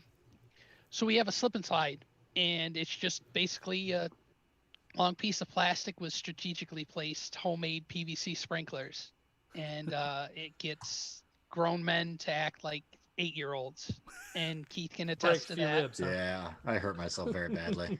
A lot of people do. Yep. But not all of them shrug it off as a masculine way as I did. but it was like a family get together and friends, and then I decided one year to reach out to do makers, and it was the year that Josh came, and in my front yard is Josh and Keith and Izzy and Jimmy, and then the following year, I think with the following year is when Wes came, and it's just kind of turned into this like summertime gathering, because there's really nothing that goes on maker event wise, and then with Maker Faire collapsing too, this, you know, it's like a central location, and I'm about an hour north of Albany, New York, so it's kind of a central location in the Northeast, and people come and it's a good time, and it's just amazing how open everybody is in the community. Because like one thing I've always suffered with is I can't think of the name now. It's the syndrome. Imposter syndrome. Imposter syndrome. I deal with that all the time, and then you find out guys like Andy deal with it, and other people that I view as genuine craftsmen, and it's nice to see that, and that helps me get through my, you know, hang-ups. Absolutely. To be fair, I think Andy actually is an imposter, though. I believe that. He doesn't That's for age. sure. He's just. It's actually 5 actors. It's like They the just Wilson swap twins, in and right? out. Yeah. I think a majority of us deal with that. You know, a lot of us. I found there are a lot of us in the community that are anxious people. You know, not necessarily comfortable in big groups, and you know that's what's led a lot of us to making. I got to tell you, Tony, with all the things that in my personal family's like plans for this year, you know, that we had planned, my kids realizing that the pandemic took away their slip and slide activity at your house, they were the most broken up about out of anything. Even like going to Disney World. Seriously, they're like, wait. The slip and slide? We can't do the slip and slide? Are you? Wait, what? I'm like, yeah. Pandemic. I mean, what can you say? We could have just maybe used like Purell on the slide. It probably would have worked. That's a community service at that point, right? Because it's just like a purifying. it. Yeah. But I hope 2021 is going to be a good year, and we have a huge blowout party, and then, you know, it'll be good again. As soon as that vaccine comes out, so many of us are going to be sleeping together again. Do you have your intricately weaving our leg hairs together? Right. Yeah. Do you have your vaccine? Yep. All right. Come on in. Like what? Come on in. It's a big room, but Wes only got one bed. And it's a water bed this time.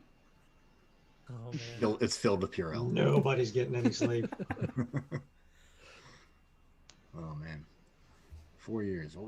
I don't know what I was doing 4 years ago. I didn't have a podcast 4 years ago, I guess. So that's the thing.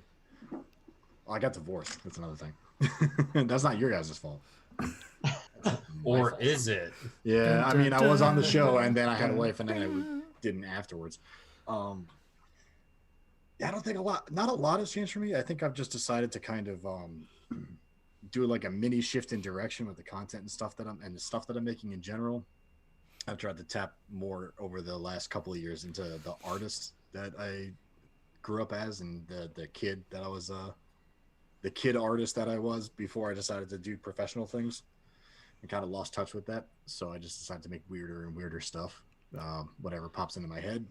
And I was there was a decision where I was like, what? But other people like to watch this content because they like to try to make the things that people make. That's why DIY, like, you know, pine boards screwed together into a table do so well, because anybody can do it. And I was like, yeah, I'll just put out the weird stuff and challenge, like just see if anybody, like, see who really steps up to the challenge of making a wooden bearskin rug, or a, you know, tiny dinosaur that holds SD cards, or whatever the heck I'm making that week. But yeah, I think the biggest change was coming up with my podcast, which I came up with after making it 200, and then took a full probably 6 months to 8 months to implement, because I over strategized everything about that show, which ftgupodcast.com, just dropping it in there. Plug. Yeah, just plugging that one. No, do it, because honestly, away. like, Plug it. I listen to a lot of podcasts, probably more than I should, and I have to listen to them at like 2 times the speed, just so I can get through all of them in a given week. Yeah. And I swear, yours is like one of the best podcasts I have ever heard. I mean, besides ours. But I mean, yeah, obviously. It's Radio Lab for makers. And that's what I love about your show. Thank you. It's very well done. That's a big compliment. Yeah. I appreciate that a lot. It's very hard work to keep it up because of everything in general. Yeah. Oh, Mario coin noise. No, seriously, like my wife and I were having having a discussion about super glue the other day, and I was like, "You cannot believe what I know about super glue now." Yeah, I'm so smart. I've literally forgotten more about super glue than most people know, and that's because I forget everything that goes into an episode by the time the next one's done. Everyone's like, "You must know so much about this stuff," and I'm like, "Nope, I forget all of it. I have to go back and read the script again. It's a lot to keep track of." But yeah, so plug away if you need to plug. Podcast is called From the Ground Up, ftgupodcast.com, and it's these guys described it as everything I hoped it could be when I started it, which was a scripted podcast about the stuff that we make and why we make it and how we make it.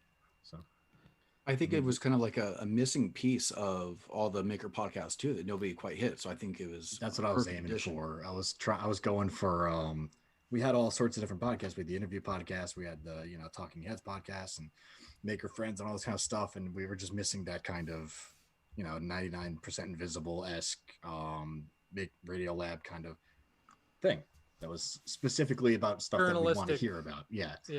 Keeping it within the reins of like a maker themed kind of podcast, while also trying to push the boundaries of that has been a taught battle over the years. Like wasn't the last one I did two episodes ago was about that Heineken bottle that was built that was the shape of a brick that they used to make they released to try and make houses, which isn't it is a building material, but it's also kind of a design interest story. So it's like the next one's about one of the first fiberglass cars, and that one should be coming out pretty soon, which is a whole story in and of itself.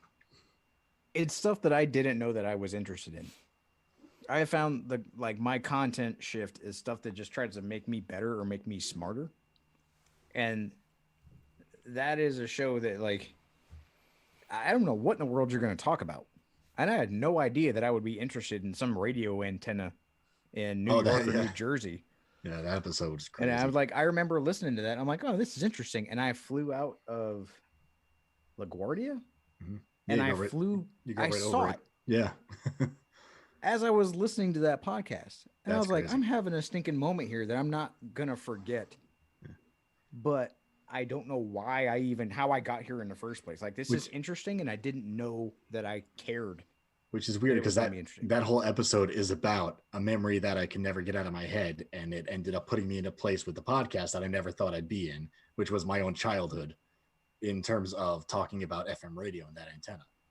I was like, holy crap, I'm actually a side character in this story, because I grew up across the river from this thing, looking at it for my entire life. It was a weird full circle thing. I love that episode. It got a little heavy and I wasn't sure I was going to put it out, but I rolled with it, and it's a lot of people's favorite. It's either that or the one where I invented a guy and then killed him within 5 minutes. Oh, is that the dead people paint? No, that was the Allen Key episode.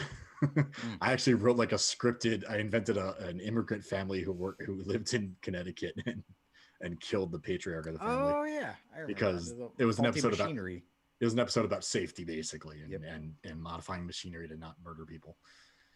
Yeah. I didn't realize they were fake. Huh. Oh, the family, yeah.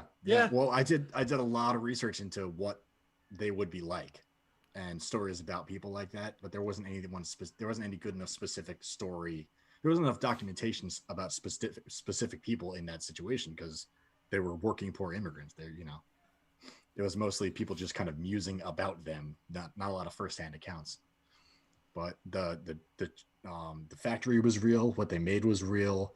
The fact that the factory was also a church for that group of immigrants was real. Their nationality was real. All that stuff. They could have been a real family, and like the accidents were real. All that kind of stuff happened. It just didn't happen to these people because they didn't exist. But people were like, I was just like, you just killed the guy in your podcast. I'm like, yeah, he's fake though. It's okay. I made him up. I swear. Keith, you kind of hit a nerve for me in something you were just talking about with, putting all this effort into like the storytelling and everything. And I gotta compliment you, man. Like the storytelling and the research that you've done is just so good. And I will say that like looking at 4 years ago to today, like that's what I'm looking for, and that's what I want to do. Is I really only want to put things out there that are really good. I think that maybe 4 years ago I kind of I cared about I'm learning how to make up thing for the first time, or like these little vlog type of stuff or influencer type of stuff, and I'm just kind of over that. And I listen to these more journalistic pieces, even looking at like Frank Howarth's videos where that stuff's gonna last. Like, he doesn't make videos. He lasts forever. He makes art, like in the shop and on the computer. Like he makes art. Yeah, and I think for me, like if when I eventually take out that camera that I bought 2.5 years ago because I wanted to do this thing, that's the kind of stuff I want to make. I want to make stuff that lasts, and it's not just it's not people being flippant about the movement, or just being using it as a chance to be famous or whatever. It's a tough line to walk with, especially podcast wise, because you want to talk about what you're doing and you want to talk about the stuff and you want to talk about the community, but everyone gets sick of hearing the word community. So I didn't want to end up against a wall like that. I didn't want to end up in a place that I didn't want to be. And the only way for me to keep it exciting for myself was if I keep learning while I'm doing it, and if I can keep writing stories and making connections through history, I guess is what it is. Although I keep wanting to write more concurrent stuff, but it's really tough because when you know all the people and firsthand accounts of things going on, you're like, well, am I just gonna like do nothing but write stories about Jimmy DiResta now? Like, like no one really wants that. We have enough of that too, When does the Epoxy River Table episode come out? That one is in the works. Actually, I am tracing the origins of the Epoxy River Table, and it's tough because no one wants to talk about it on camera for some reason. I'm gonna go from the I mean, you guys know I'm taking over. I don't want to take over on this, but like I want to trace back how the river table, which was the Greg Klassen thing, which became a huge legal thing, became the Epoxy River Table, because those are two disparate worlds, and there must have been a catalyst. There must have been a singularity that had happened, where somebody made the jump and said I should use epoxy instead of glass, and then epoxy became the thing for the last 5 years, But I actually, not to spoil it too much, I narrowed it down, and I think I found the Reddit post that it came from. So I'm intrigued already. Nice. And I was there when that post dropped. I remembered it. I was like, oh wow, I upvoted this. It's your fault. Spoiler alert. Yeah. Was it actually you, Keith? No, yeah, it was me. Everybody owes me royalties. I'll be collecting. Inside job. It's the biggest troll. The biggest long con troll. The whole ever. podcast is just a setup. This one. Take credit for the river table. No, I don't want credit for the river table. No, thank you. All right, so we're gonna pause. We're gonna pause for a moment here to do a second giveaway. This is going to be for the Marvel Flux card game. It's a great game for families, parents, and kids. It's a lot of fun. I've played with my kids quite a bit. For this, it's we have 16 people. 16, got it. 3, 2, 1, 5. 5. Told ya. That is me. Jacob Doherty, is the winner of that. Please contact Jacob us. Dougherty, congratulations. You are the new co-host of the Making Geeks podcast. For everybody that wins, I'll be sending you an email to get your contact information so we can send these out to you. So congratulations. And we have 2 more final giveaways to do. We'll do those at the end of the show. Now, Shawn, on your outline here, it had, I think we skipped over it. It had favorite episodes and moments. And if you remember, I'm curious from the 4 of you, from Shawn and Wes and Donovan, are there any moments in the? I have mine, but do you guys have favorite moments from the show? I can prime the pump if need be. Well, we might even have one of the same ones though. So mine has to be when Josh is working on the road and was recording from like a food closet or something in the lobby of a hotel. Yeah. Yep, that was mine. I was very uncomfortable. The length that we were trying to go to keep things consistent and keep with the show. I mean, it was fun that we were just trying to do this. We were trying to make it work. Yeah, that was at all costs. Back when, like, we were trying to figure out microphones because we were trying to like be a real podcast.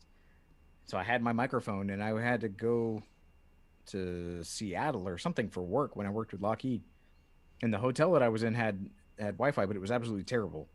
And so I just like walked around the hotel aimlessly and like went into the bar, and then happy hour started. So they chased me out of the bar.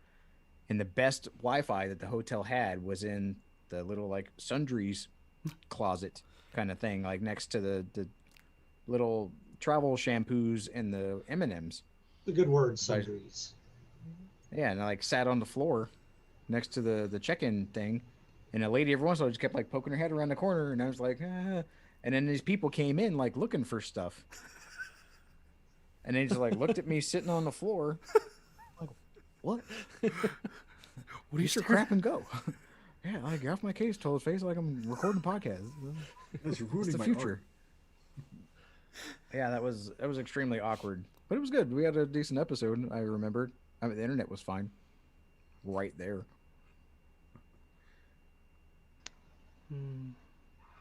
Donovan, how about you? Now, I also want to bring up something that, when the podcast started, it's a little bit different than the way it is now. We started with some different members, or at least one different member than we currently have on this current show. And about halfway through, so 2 years into the podcast, we made a change and brought in a new member, which was Donovan. So Donovan's second year anniversary on the show is coming up next month. I know. That's crazy. Like because Wes and I were trying to figure out like how I had gotten involved in the podcast in the very beginning last week when we were trying to figure out the origin story for the podcast. These subtitles aren't correct. And I realized that like his video of making the Mario bookcases is how I found him, because it popped up in my recommended feed, and so I watched it, and then in the description of that video was a link to the podcast, so I found the podcast and started listening, and I always listened, and I always was involved and active in the chats, and not that I knew they ever read them, but I would always make comments and things like that. And one week they invited me on to play a game that I came up with, and you wanted to have trivia night, and I don't see how anybody could say no to having a digital trivia night.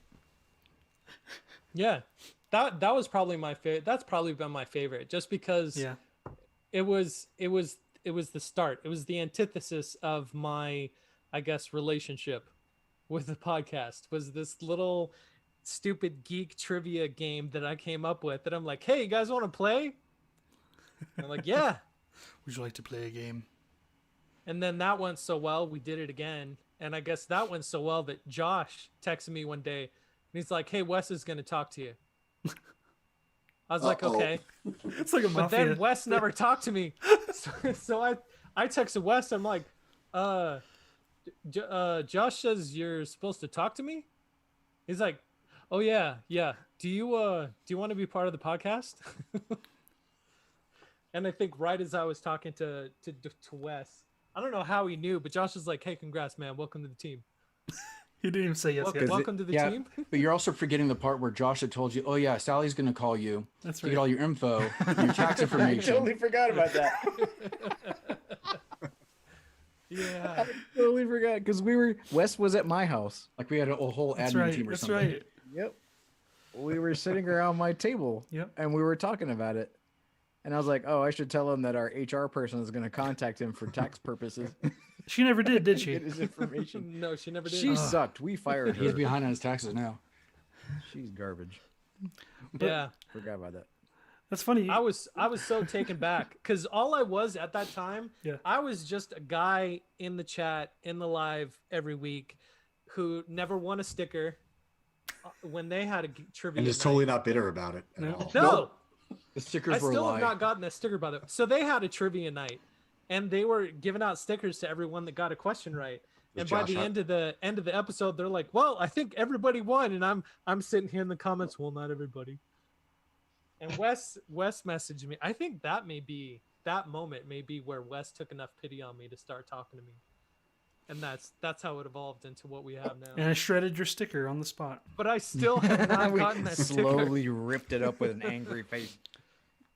No, Josh has got your sticker next to that other guy's prize that he never gave out. Yeah, that's right. I'll put this next to Seth's thing. This is Making Geeks sticker that I'll just sit over there and no one else can have. I'll create a collection of things I owe other people that will sit in that spot for years to come. But that conversation was when Mark left the show, it was, should we just keep it 3 people? Like, because it's a very common thing. Like it's a nice odd number, which makes a little bit of sense. Like it's a triangular conversation. And I remember earlier on it was hard because not any other podcast that we had ever listened to had 4 people trying to get a point across. You know, there was some people be long-winded. I talk way too much. We'd be stepping on each other. And it did not make editing easy. Yeah. Well, then it became like, I remember thinking about Donovan because you said we asked you. I think you approached us about having trivia night because that was one of the things that really drew me to wanting to have you on the show. Was like, this dude is fun. He is motivated about being fun. Like he has things to try to spur entertainment and creativity, and like he's a ball of energy. Like we're just 3 dudes with beards talking about plywood and our kids every once in a while. Like it needed a little bit of like fun and whimsy. We talked about needing diversity, and then Donovan doesn't have a beard, so that was the diversity that we got. I was the beardless man at the time, so we didn't have like a list of people. It was in that same conversation. It's like, all right, well, Mark's not going to be on the show anymore. Like, do we need somebody else? Like, well, let's see if Donovan wants to do it because Donovan was fun and energetic and had fun ideas. And if he didn't, then okay, it would just be the 3 of us. Like, not a big deal. And he said yes and came on with a gigantic smile on his face. So that's where that came from. How important is that chemistry, though? I mean, it's everything. Yeah. It's always been, I mean, this show, I'll speak for me. This show for me, I mean, up till recently has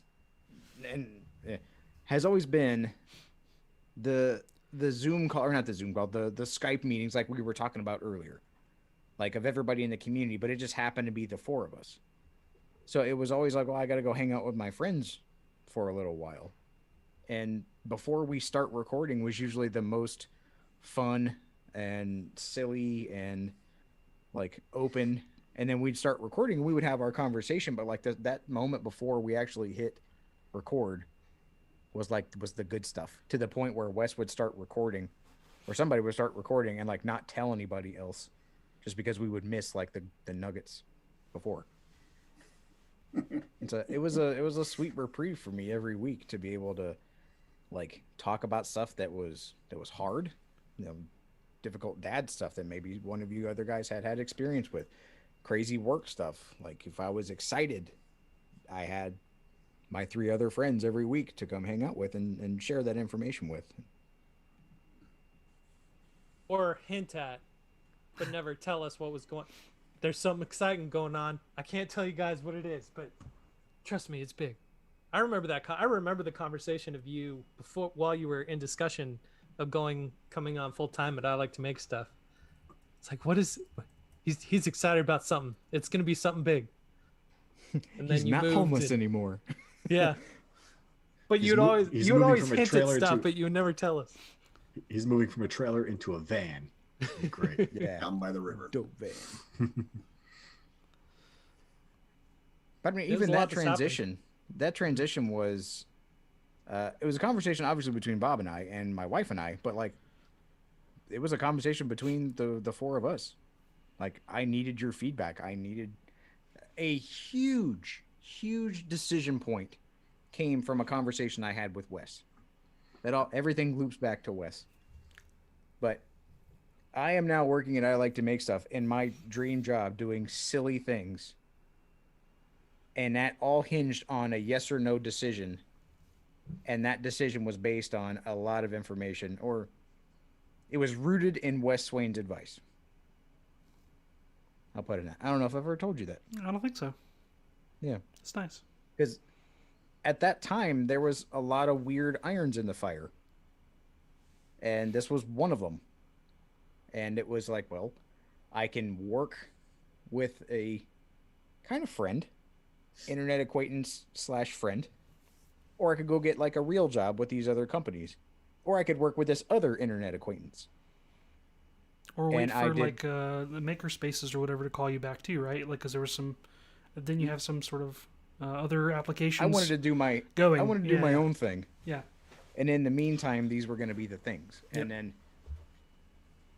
Wes and I had a conversation about one of the other possible opportunities that I was kind of excited about. And then that conversation, like, it made me really guarded. That informed the conversation that I had with Bob, and we set firm ground rules. I set firm ground rules that he agreed to, because it wasn't just like, oh my God, can I show up to your shop and like put plywood together and sweep your floor? Oh my God.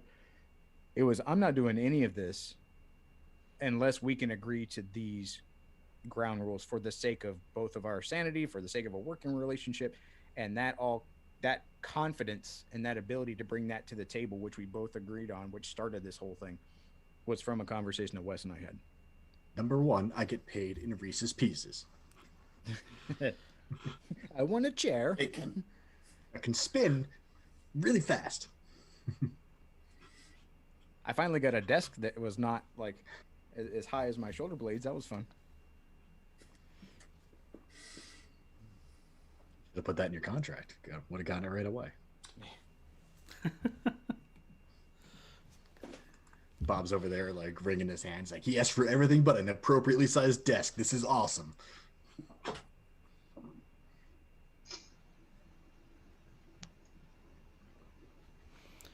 And we would like to take a moment to thank some other people that were responsible for a lot of our success and in building the community and building, keeping the lights on, as I say, with their financial contributions every week that we post something. And that's our patrons at Patreon.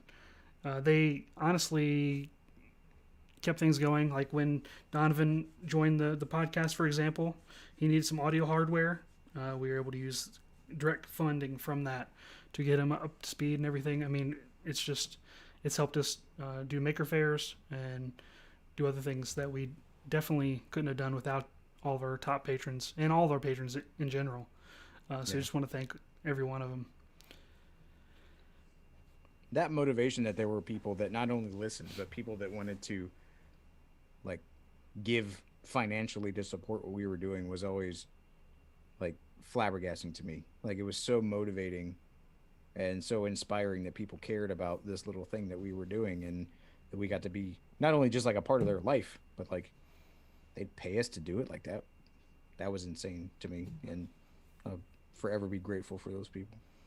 Including our top patrons, Jordan Rempel, Square Splinter, and Clinton. Thank you so much for your support. And we want to thank everybody else for listening to the podcast over the last 4 years. We know that the audience has grown a lot over the last 2 years specifically, and has continued to grow more every month, when we look at our numbers and the interaction in the chat, and it's really what kind of keeps us going, and continue for doing this over 4 years. But we have to say that this is the end of the Making Geeks podcast. Yeah. What? As you know it. What? What? Yep. So 200 is the end of the Making Geeks podcast, at least in this format. We are going to be coming back in the new year with a new format for the show. We're going to be spending the next 2 months reworking several things. So when everybody hears from us again, it'll be a new Making Geeks. With a couple exceptions, possibly, we might do some holiday episodes, as some of our favorite geek IPs like to put out there that are so awesome for Christmas episodes and whatnot. But we might do one around Thanksgiving and Christmas. Thanksgiving, Christmas, yeah. So we might do a couple scattered in there just to remind you that we're still here. Yeah. But we're excited about what's coming up in the future. Figure after 200, it's time to change things up a little bit, and explore some new avenues of presenting content, and still with the same core values that we've had over the last 4 years, but just maybe a new coat of paint. It's going to be a TikTok only podcast. Yeah. Ah, damn it. You guys just dance the whole time. You just ruined it, Keith. Sorry. More Dolly We're Parton. going back to Facebook. Facebook only podcast. MySpace, you guys. The kids are all getting older, so you guys are moving on up to PG-13 ratings. Maybe. I don't know. We'll see. We'll see. Why don't we do another giveaway before we fully close things out? We have actually 3 more things to give away. So let's do 3 giveaways then. Let's do it. Yeah. Donovan, you got something? Yeah. So another thing that we're going to be giving away is something I've been geeking out about a lot lately, and that's the Hero's Journal. It is a cartoon fantasy inspired planner, which is fantastic if you're creative and have an artistic mind but still want to be organized. And so I'm gonna give one of those away because I want to share the goodness that is the Hero's Journal. So how many? I have 11 people that signed up for that giveaway. 11 people. All right. 11 people. 11. Ooh. That is Brady Matheson. Congratulations, you just won the Hero's Journal. Way Congrats. to be a statistical participant. All right, so we'll be emailing you, and we'll get your contact information so we can send it your way. So next, let's do the snapships. Ooh, We haven't talked about Snapchat. we have to talk about it. A little backstory. Okay. In case you're just joining us on this Oh, episode and never had Snapships. heard of us before, let's go. I think that Snapships and the Making Geeks podcast are like paternally linked in some weird way. Mark and I ran into Snapships at Maker Faire, one of the Maker You Fairs. two weren't the only ones. I was there too. Oh, I remember Mark coming to get me.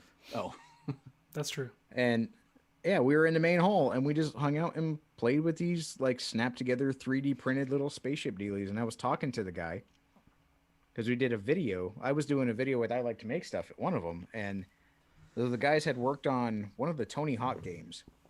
And so they were really big into video games, but they wanted to play with toys too.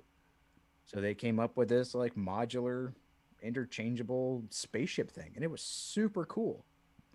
And I remember Shawn reached out, and I think I reached out to him asking for like a influencer kit or whatever, so we could test it and like make a thing. And they only had one kit, and I remember we had to share it. Like they sent it to me, I had to send it to Shawn, and Shawn had to send it to Tested or something. I remember it went like made the round between like the 3 of us.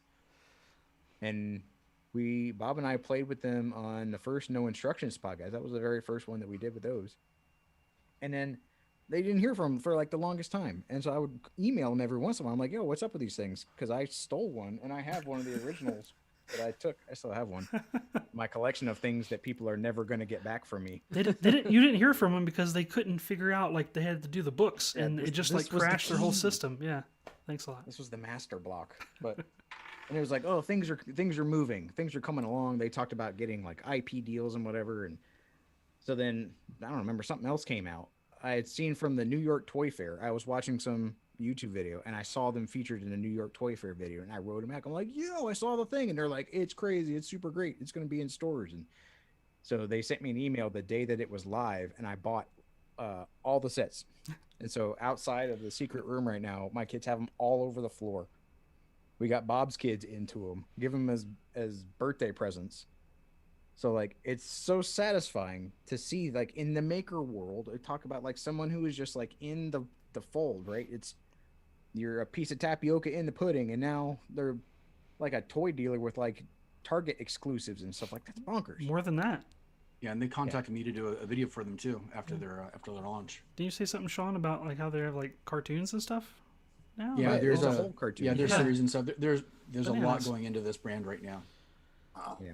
They're trying to build that like 80s and 90s cartoon lore where they didn't make a comic book, but they made like a TV show. They definitely have like, they make bold choices. So they have Hasbro, like guys, the Hasbro model. Yeah, the He-Man. Yeah. The little pilots are like little kid chokeable size. They're super duper tiny. I love the choices that they make. Like, they don't even care. They're fun. They snap together. Someone's going to get that thing stuck in their ear. Go have fun, kids. Go play. Speaking of which, I think it's time to go ahead and give one away. This is the Saber, which I guess is one of the hero ships. Ooh. So Yep. we got 14 people who signed up for it. All right. Here we go. 3, 2, 1. 8. Number 8 is Corey Irwin. Corey, good Corey, job. buddy. congratulations. May they keep you warm, and so you don't have to sleep on the floor. Yeah, my kids were playing with them today. And then we have one final giveaway too, which is the Make magazine subscription. Ooh. I want all these things. Why can't Which I is have these still the things? thing. It is still a thing. They came back, you guys. Hmm. Yeah. Maker Faire was supposed to come back, and then this Corona, I don't know if I'm saying it correctly. I'm not sure I heard of that. Sneezy thing that people are having. Sneezy thing. It's a myth. How many people were interested in that, sir? Okay, we have 10 people that signed up for the Make magazine subscription. All right, let's see. 3, 2, 1. Number 9. Number 9, Casey Davenport. Congratulations, you won the Make magazine subscription. Yay. Congratulations. I just want to say I was asked to be on the podcast, but I was not told about how to sign up for the giveaway. Yeah, me neither. Me too. Like, You're ineligible. You can fill out the form after the show. Yeah. My own snapshot. And Josh is going to send it to you. Yeah, I'll get right on that. All the people. yeah, Josh is the distributor that does Send not me your distribute. address so that I can set it over there, on top of the list of stuff that I'm never going to send to anybody. Well, I want to thank all of our guests for hanging out with us, and let's go ahead and say where we can find everybody. So, Mr. Birkey, where can people see your work, your beautiful craftsmanship? I thank you very much. $5 is in the mail. I am most active on Instagram at this point under Andy. What's that bottom slash Underscore. thing called? Underscore. Birkey, Birkey, and it's anything from cooking to my dog to stuff I make. Very cool. And Keith, how about you? Where can people find you? Also Instagram at Keith Decent, on Twitter at Keith Decent. Yeah, I'm pretty easy to find. My OnlyFans, I'm still working on getting that up and going. And the podcast is ftgupodcast.com from the ground up. There is an Instagram. It is the bare minimum of what an Instagram needs to be for a podcast, and that's that. Thanks. I want to say that all these people that are here are excellent follows, and you should absolutely follow everybody here on social media because, Thank you. yeah, Absolutely. these guys are all in like my top 10. So, Mr. Treat, where can people find you and your incredible builds? WesleyTreat.com, and Instagram is Wesley_treat. Perfect. Thank you, sir. I can use some more Instagram followers. And Mr. Regionni. You can find me in my basement, hiding from the Rona. Or if you want to find me online, it's never not making on all the things, or if you want to see me work on a house that I really can't afford, you can check out my mid-century mess on Instagram. And Mr. Rouleau. I'm mainly on Instagram. It's Hillview_WM, and my tool website is hillviewtool.com. And Nice. everybody should absolutely check those out. Tony has made some incredible, beautiful tools. Beautiful is an understatement. But It yeah. is. Thank They you are very gorgeous. They are much, works of guys. art. You guys have always been very generous with your words for me, so I really appreciate that. Well, Definitely they not an exaggeration. work. And this is the thing. Like this, I'm holding up the square that we were talking about earlier. It is beautiful. You put a whole lot of work into it, and it is the most precise like tool that I own. If I'm gonna set anything to a standard, like this is like some weights and measures type device that I happen to steal from some scientist. Like, it's beautiful, but it's functional. And so if you're looking for a quality tool that you can, I mean, I need to polish this up because I got my hand sweat all over it, but you can give this to your grandkids one day. These are the level of craftsmanship and precision that Tony makes. And I'm extremely proud that he snuck this into the back of my RV one time.